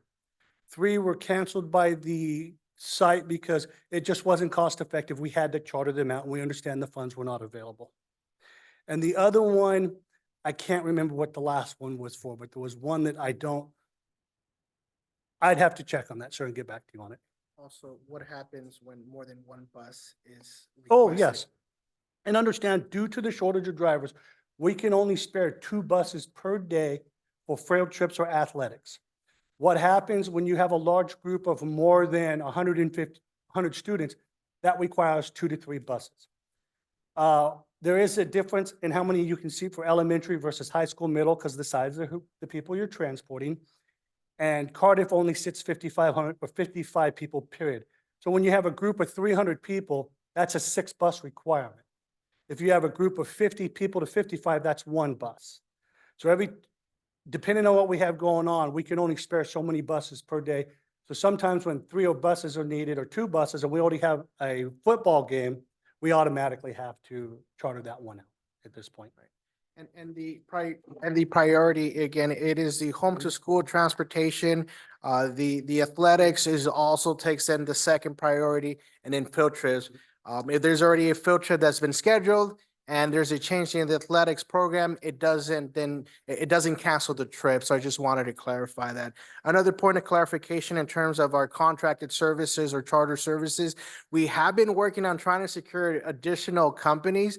However, there's been challenges with abiding by our contract requirements. And when we're having our students transported by a contractor, we want to make sure that they're abiding by all of the legal and also all of the insurance requirements. And so that's been a challenge. However, we're going to continue to search and try to secure services that are cheaper and or more cost effective. Let me say that. And also the other challenge and really the answer to, or part of the answer to the question is why do trips get canceled is that contractually through CSCA, we're obligated to first offer the additional assignment to a driver, an existing driver of our team, which is they have the first right to refusal, right? And so if they accept, great.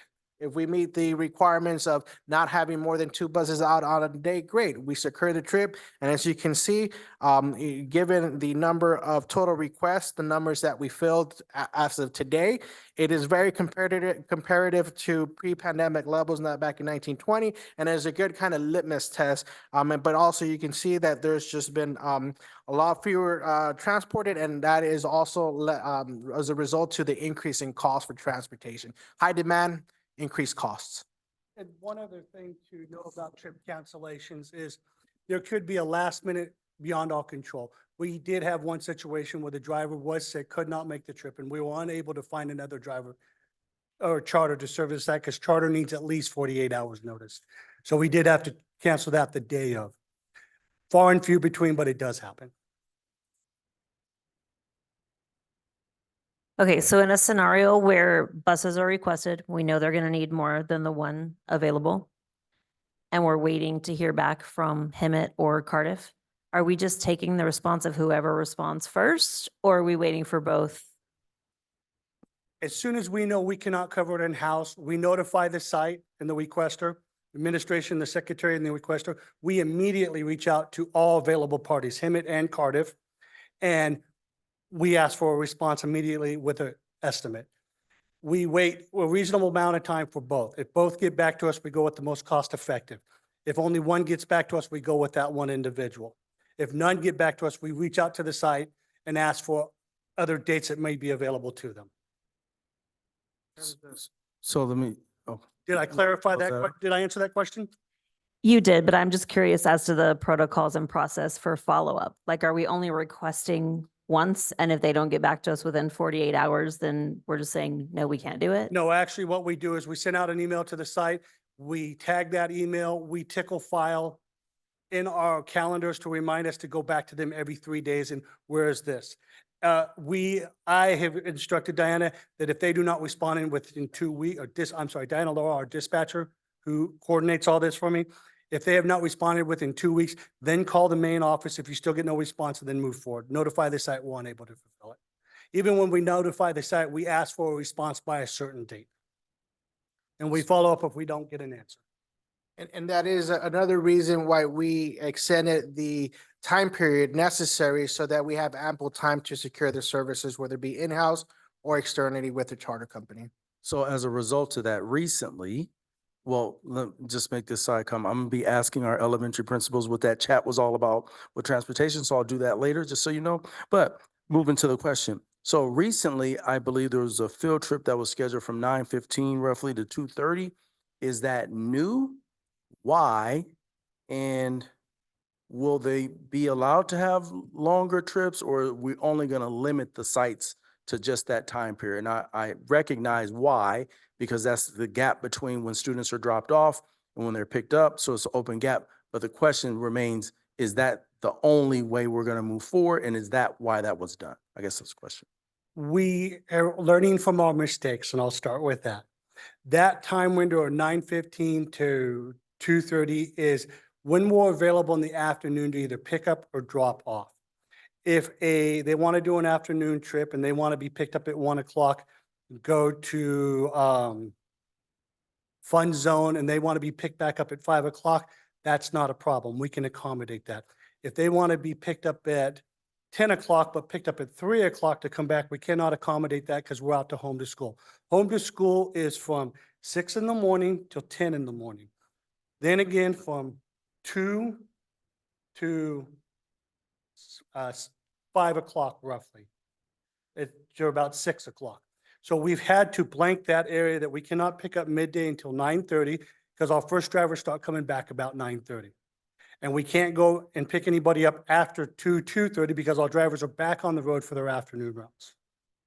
So that's why we've blocked that out. And did that answer the complete question, or was there another part to it? Okay. And I just wanted to add one more point of clarification in terms of this is temporary based upon our current conditions and availability of drivers. So what we're doing is also building those parameters so that we can offer the staff that is working on these trips at least an opportunity to have access to that trip within those parameters. Once we do get fully staffed, we're hoping that we're able to fill a lot more trips and eliminate that barrier. So I apologize. Home to school, home to school. From your perspective, do we have too many home to school routes, and or can we consolidate them? No to both. Right now, no to both. Right now, some of our home to school are at max capacity, and we're actually having to go after the bus with a van to pick up additional children. What we need is more routes. We need to lighten the load of some of those drivers because driving that many children can be quite stressful, especially at certain age groups. Do we have is there a city bus here in Banning? Yeah. Have we explored looking at partnering with the city to provide transportation? We have, and right now there is vouchers offered for certain students, but the city right now is at their max capacity and unable to support us. I've reached out to their director last year and this year both. And I think this is my last question. Well, I'm not gonna apologize. Free busing. So I know our neighboring district does not provide transportation for secondary students, middle and high school. That is correct. And again, every district is different. So we provide transportation TK-12, and obviously it's free busing, but for TK and kinder, is that standard that TK and kinder would have busing?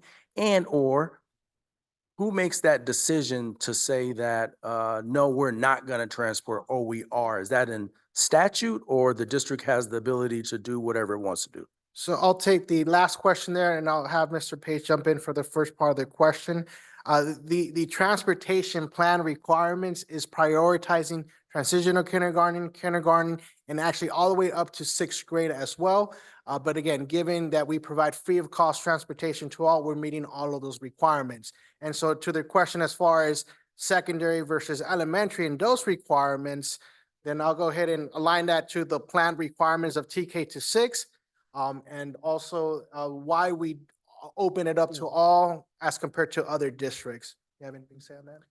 Yes, basically, the districts do, from the secondary education, the districts make their own choice. There is no real requirement from the state. We have chosen to do it because priority one is getting our students to the school. I've actually had neighboring districts recently reach out to me and ask me how successful that is in our ADA, our average daily attendance, and do we see an increase from that? Also, along with, they've reached out to me and they've asked about our driver training program, our paid, and the success we've had with that, and the implementation of the incentives, because everybody's having difficulty attracting drivers. So we are successful both in offering that free busing to all grades. It does help with our average ADA. That was one of the challenges that this district faced, and offering that has increased getting students to school. Great.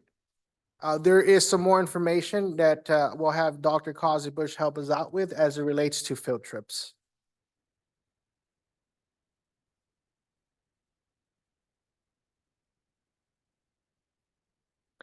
Just of note, a couple of things that have already been shared, which is the 8-week window.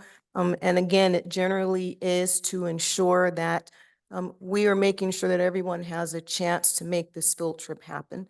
We want to send students out. We want them to be able to experience academic enriching activities.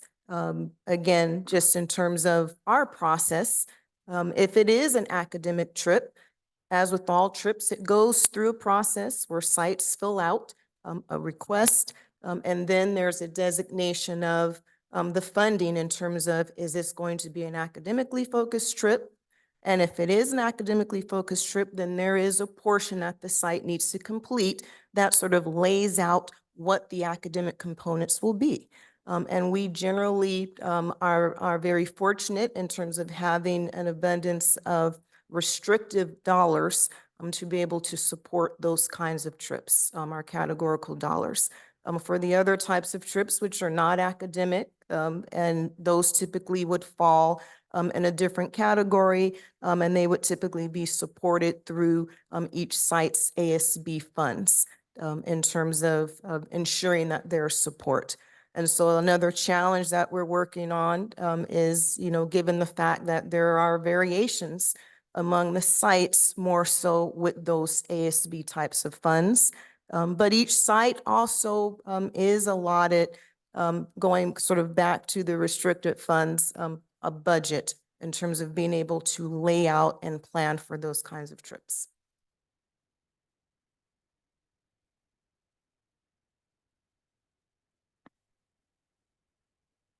Some of the actions that we've taken as of late, and this is all based on also feedback from our leadership team, our principals, is creating a calendar again to help sites plan in advance.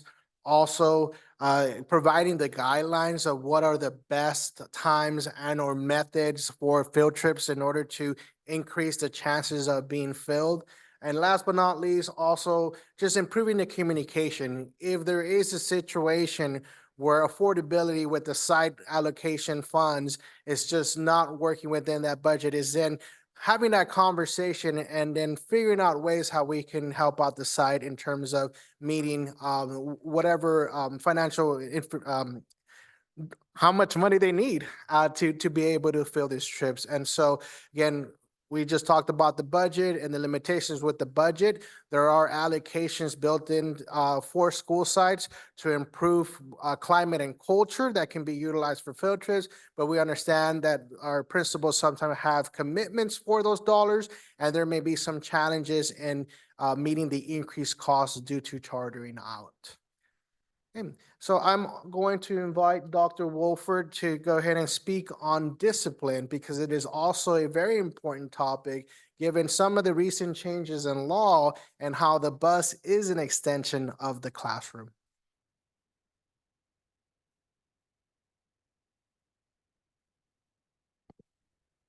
Good evening, President Troutman, Clerk Ruiz, esteemed board members, Superintendent Davis, and community. So when it comes to student discipline, the bus is now considered to be an extension of the classroom and would follow similar procedures that we have at the school sites with our positive behavior interventions of support, where we make universal expectations. So, how do you behave on the bus? What are those expectations? How do we get on the bus, off the bus? How do we behave while we're riding the bus? And then it would be if a student would not follow those expectations, it would be like in the classroom, they would have to do interventions. And 3 low-level interventions would then become a high-level intervention, which would be an incident report going to the principal.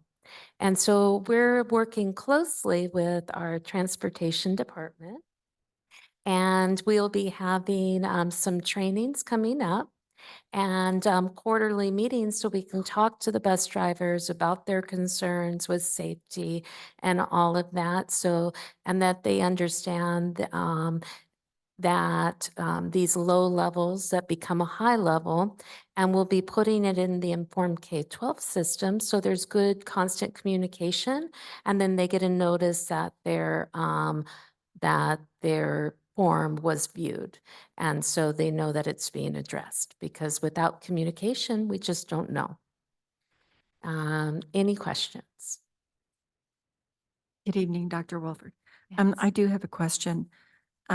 The 3 interventions, are those state?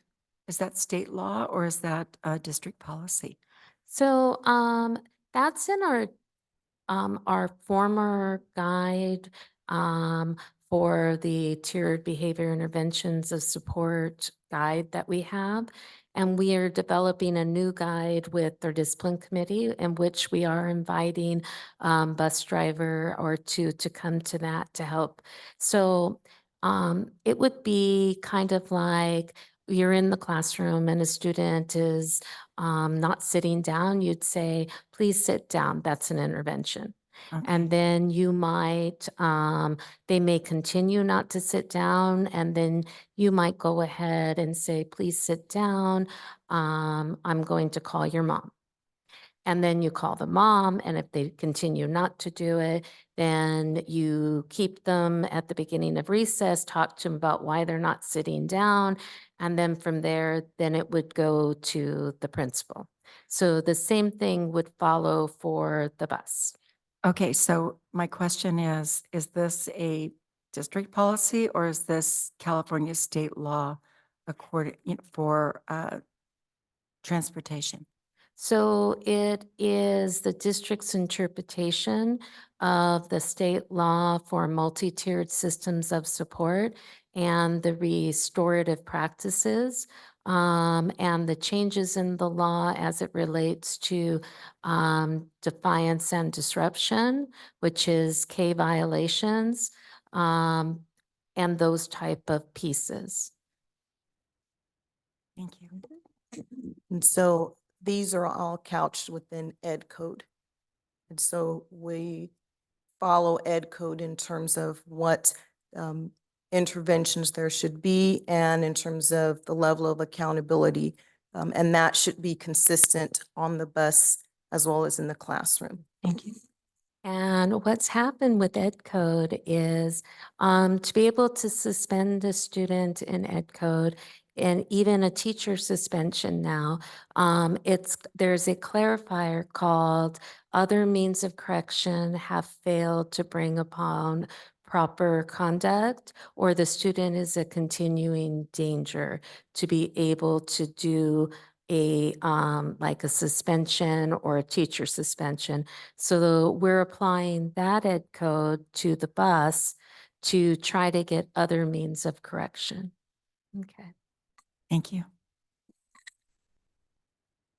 What are the steps for disciplinary action? I know you said first you tell the child you need to sit down. That's the first step. But what are the steps before getting to the principal?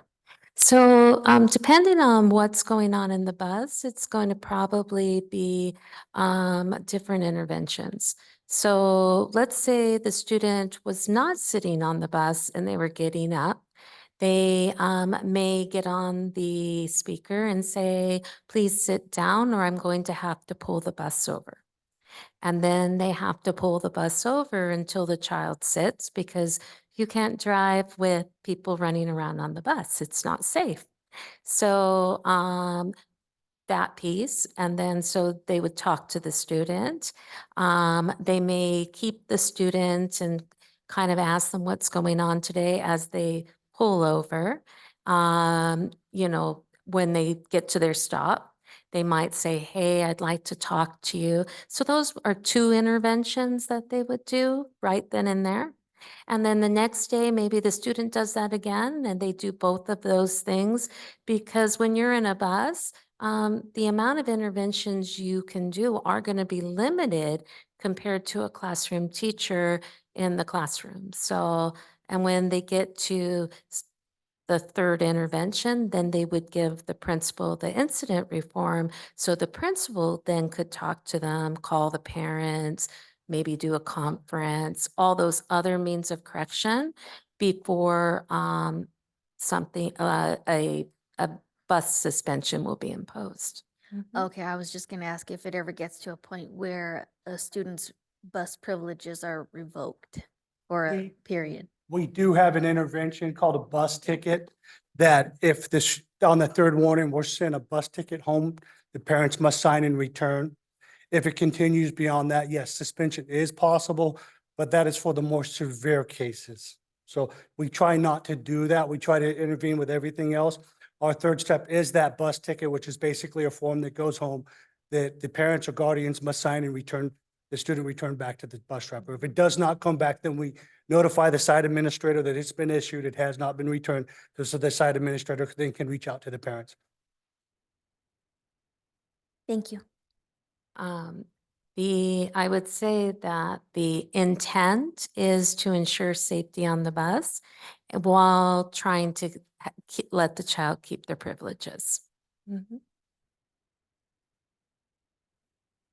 With that, it concludes the annual transportation plan presentation for this evening.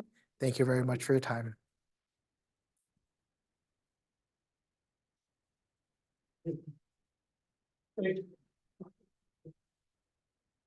Thank you.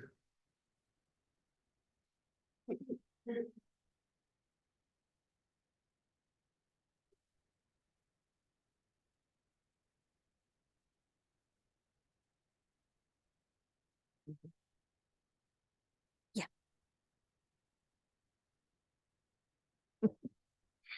I have a motion from trustee Ruiz and a second from Novales trustee Novales to approve item 6.2. All those in favor say aye. Aye. All those opposed say nay. Hearing none, motion passes 4-0. Item 7.1, educational services, school plan for student achievement. This item is for the board to approve the school plans for student achievement for Cabazon Elementary, Central Elementary, Hemmerling Elementary, Hoffer Elementary, Nicollet Middle, Banning High, Banning Independent Study, and New Horizons. Is there a motion to open and discuss item 7.1? I'll move. I second. Any discussion or questions? I have a motion from myself, trustee Troutman, and a second from trustee Novales to approve item 7.1. All those in favor say aye. Aye. All those opposed say nay. Hearing none, motion passes 4-0. Item 7.2, Educational Services, Friday Night Live Active Youth Conference. This item is for the board to approve the attendance of Banning High School Friday Night Live chapter to attend the Active Youth Conference.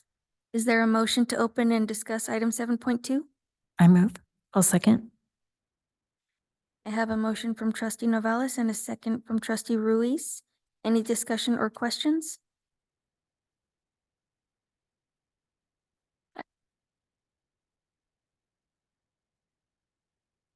Let's see, I have a motion from trustee Novales and a second from trustee Ruiz to approve item 7.2. All those in favor say aye. Aye. All those opposed say nay. Hearing none, motion passes 4-0. Item 7.3, Educational Services, Native American Conference. This item is for the board to approve student and staff attendance to the Native American Conference in Sacramento, California. Is there a motion to open and discuss item 7.3? I move to open and discuss. I second. Any discussion or questions? I have a motion from trustee Ruiz and a second from trustee Novales to approve item 7.3. All those in favor say aye. Aye. All those opposed say nay. Hearing none, motion passes 4-0. Item 7.4, Educational Services, Historically Black Colleges and Universities Trip. This item is for the board to approve the attendance of Banning High School students to the Historically Black Colleges and Universities Tour from April 14th through the 20th, 2024. Is there a motion to open and discuss item 7.4? I move to open and discuss. I second. Any discussion or questions?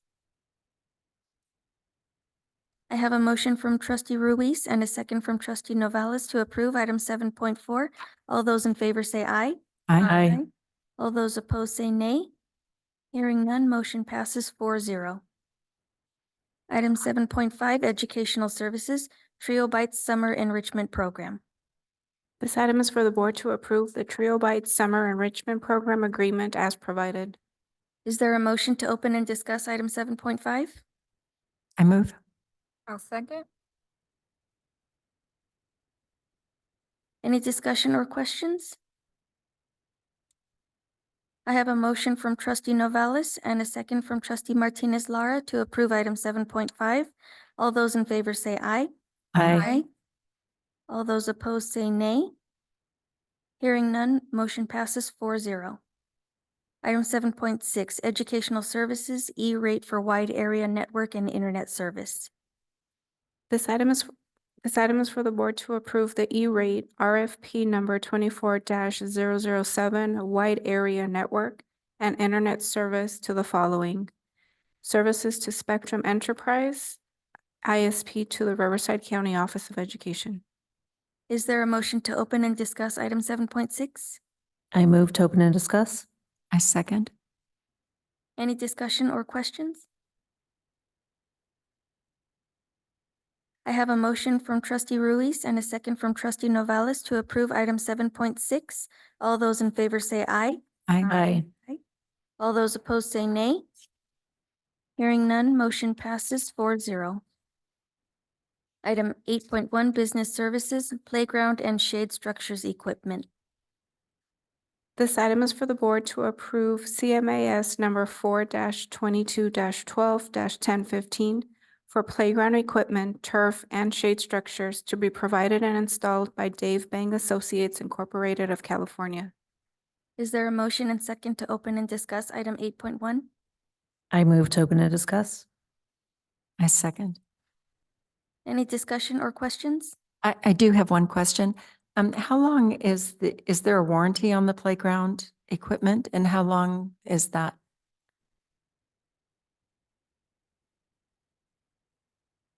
Yes, there is. And the equipment comes with a 10-year warranty. Okay, thank you.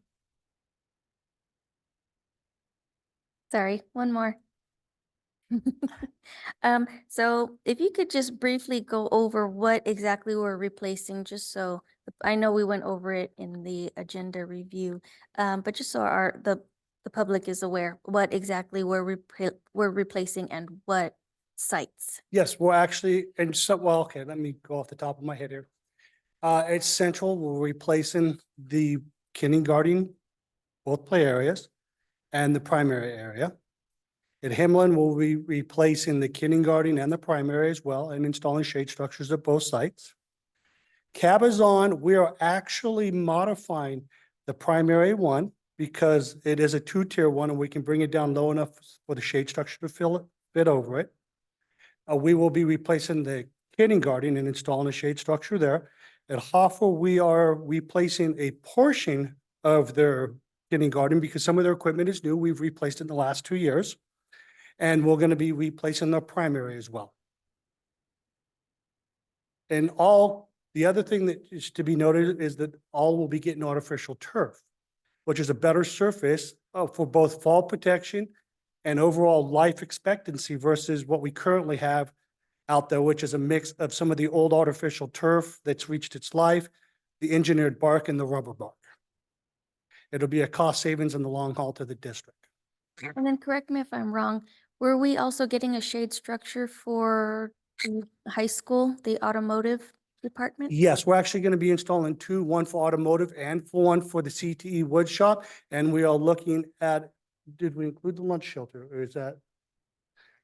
I believe so. Yes. We've included one for the high school for the lunch line, the outdoor serving line, because it gets so hot for the Right. students during the summer there. And the inclement weather of rain and stuff as well. Perfect. And this has been a response to some of the concerns with the inclement weather here in Banning, as it relates to the equipment. And so then all the playground equipment will include the shade structure, and then obviously the playground equipment itself, and then the artificial turf as well. And at the high school, it's the automotive construction trades academy workshop, having that outside space to work in, and also the cafeteria serving section as well. Oh, Also, to be noted on the lunch shelters, they will be metal versus the fabric we currently have. They have a better life expectancy. Now at Cabazon, in one small area, the kindergarten, due to the restriction, we are going to have to put fabric back, but we are putting a better quality fabric. It does have a warranty of 2 years and a life expectancy of 5. But that's one small area. The rest will be metal lunch shelters that will last long after we're gone.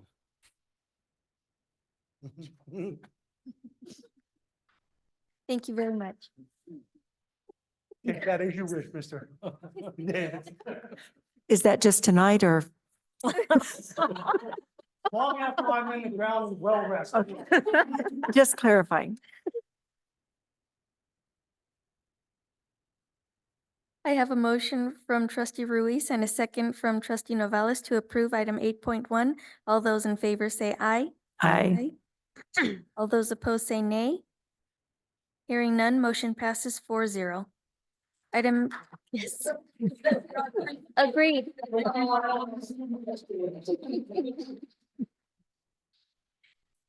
Item 8.2, business services, contractual agreements. This item is for the board to approve and/or ratify contractual agreements as provided. Is there a motion and second to open and discuss item 8.2? I move to open and discuss. I'll second. Any discussion or questions? Is that the one on the question that I had on is it digital? Yes, on diligent, Yes, I it is still on the didn't listing as understand well. that. And so, in working with Ms. Valencia and the superintendent's office, we've been working with Diligent for about a year and a half now, trying to resolve this particular matter.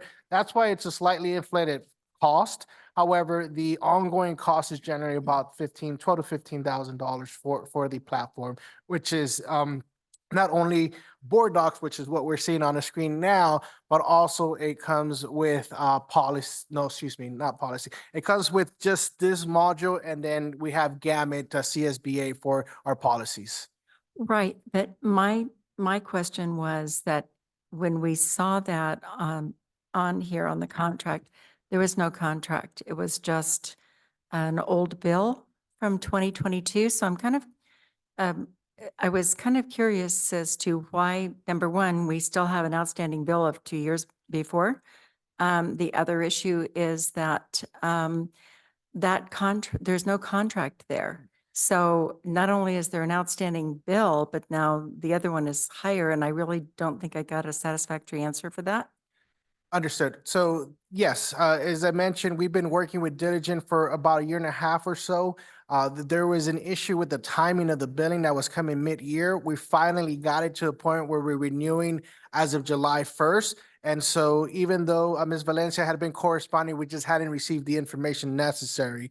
And usually with an online platform, it's more of a license agreement, and it does come in a form sometimes as an invoice. And then within the small print is an access to their actual terms and conditions. And so usually when it comes to an online platform, there's not a formal contract like we would see for other services.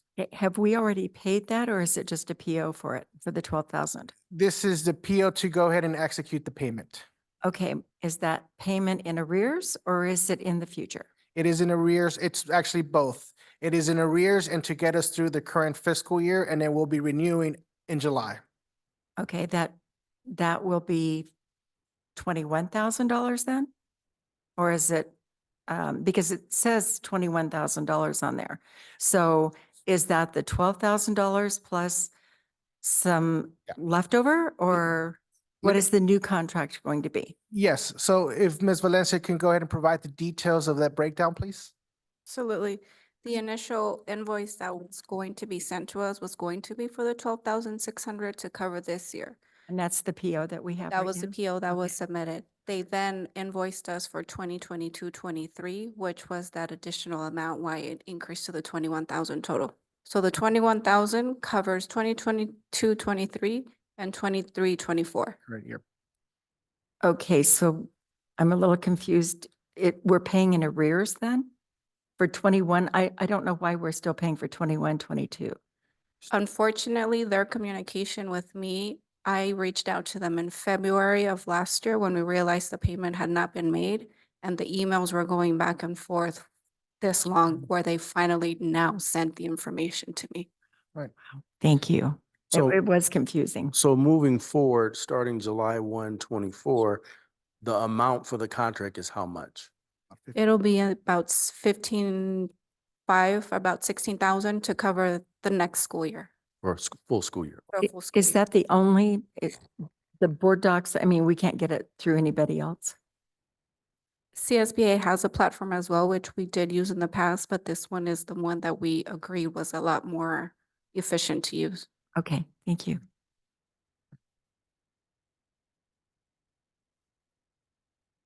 Any other questions or comments?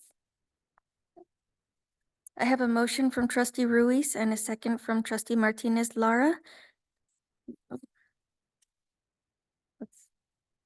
All those, all those in favor say aye. Aye. Aye. All those opposed say nay. Hearing none, motion passes 4-0. Item 8.3, business services, monthly fiscal services reports. This item is for the board to approve monthly fiscal services reports, bank reconciliations, purchase orders, warrant summary, and commercial warrant registers. Is there a motion and second to open and discuss item 8.3? I move. I second. Any discussion or questions? I have a motion from trustee Novales and a second from trustee Martinez Lara to approve item 8.3. All those in favor say aye. Aye. All those opposed say nay. Hearing none, motion passes 4-0. Item 9.1, board members' comments. Can I go? Okay, thank you. This evening, I was very touched by the comment, "Success is only given to people who take it." This quote was presented to us by one of our students, Isaiah Contreras from Coombs. And initially, I thought of our students, but in reality, this applies to all of us who are serving our students in this district. We've been met with tremendous challenges and changes in order to make our students ready for the global society that they will inevitably face. And in order to do that, we stewards of our students need to embrace this philosophy by being willing to have the foresight to open our hearts and minds to change our practices and finding new and more innovative ways of encouraging student success while facing the financial challenges ahead. Hillary Clinton said that it takes a village to support our children, but I would like to add that it takes a village that's willing to change and be innovative. And that's our challenge ahead. And I know that we are up to the challenge, but it does begin with me, and it begins with a mindset that is different than the one that we've had in the past. We were educated in the past. We are educating for the future.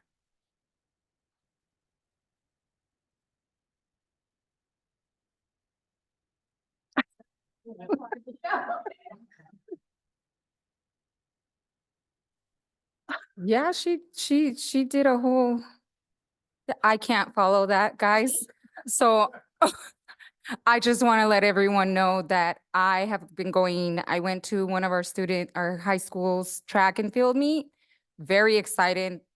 Oh my God, the adrenaline. I could feel my heart, my chest. For every race these kiddos ran, my heart was pounding at 1,000,000 per hour for these kiddos, but they did amazing. And they have been doing great, amazing. The track team is killing it out there. I got to sneak in on Hoffer's Reading Week and see the babies and everyone do their thing there. And I did get to go to the honor roll awards for the high school. Oh my goodness. There was so many students getting awarded for honor roll. Miss Chloe was one of our students who was on the 4.0 honor roll. Yes, amazing to see these kiddos strive for the stars and almost getting there because they have so much potential to reach. On that note, I just, as always, want to thank every single one of you and everyone in our community and everyone that comes to work every single day, gives it their all, their heart. From the bottom of my heart, thank you on behalf of my family, my kiddos, and my town. I'm going to keep mine short. I appreciate everyone and all the hard work they've done. I hope that the students do well on all of the tests that are coming up because it is testing season. And I am looking forward to seeing Once Upon a Mattress this weekend.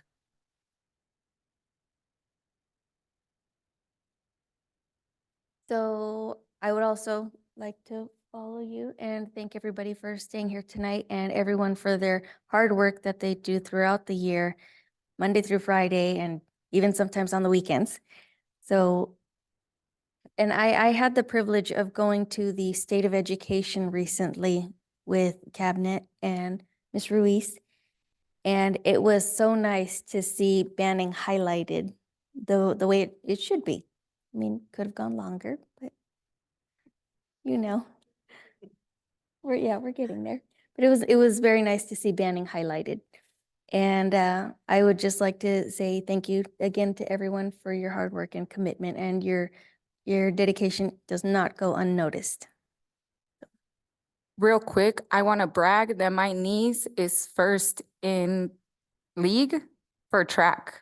She doesn't like me mentioning and bragging on her. She's a very private child, but she's a sophomore and she's getting great times her first year running track, and she's first in league. Nice. Oh. Item 10.1, future board items. Does anybody have any future board items they would like to add? I don't know if this is something that we can add. I'm not really sure, but I would like to talk about Nicolette and ways that we can, I don't know if is that a thing that we can do? Talk about ways that we can assist Nicolette in helping teachers and the students. Because I know that that's been a challenge of ours. So is that something that we can talk about? I think we can have Nicolette come and talk about what they're doing now, what they have been doing, what they're doing, what the future looks like, and then have some Q&A with the board about programs and what's happening Okay. at the discretion of the board.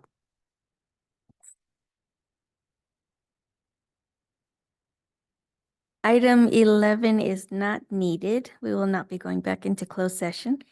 So item 12, we can skip over to, not coming back from closed session.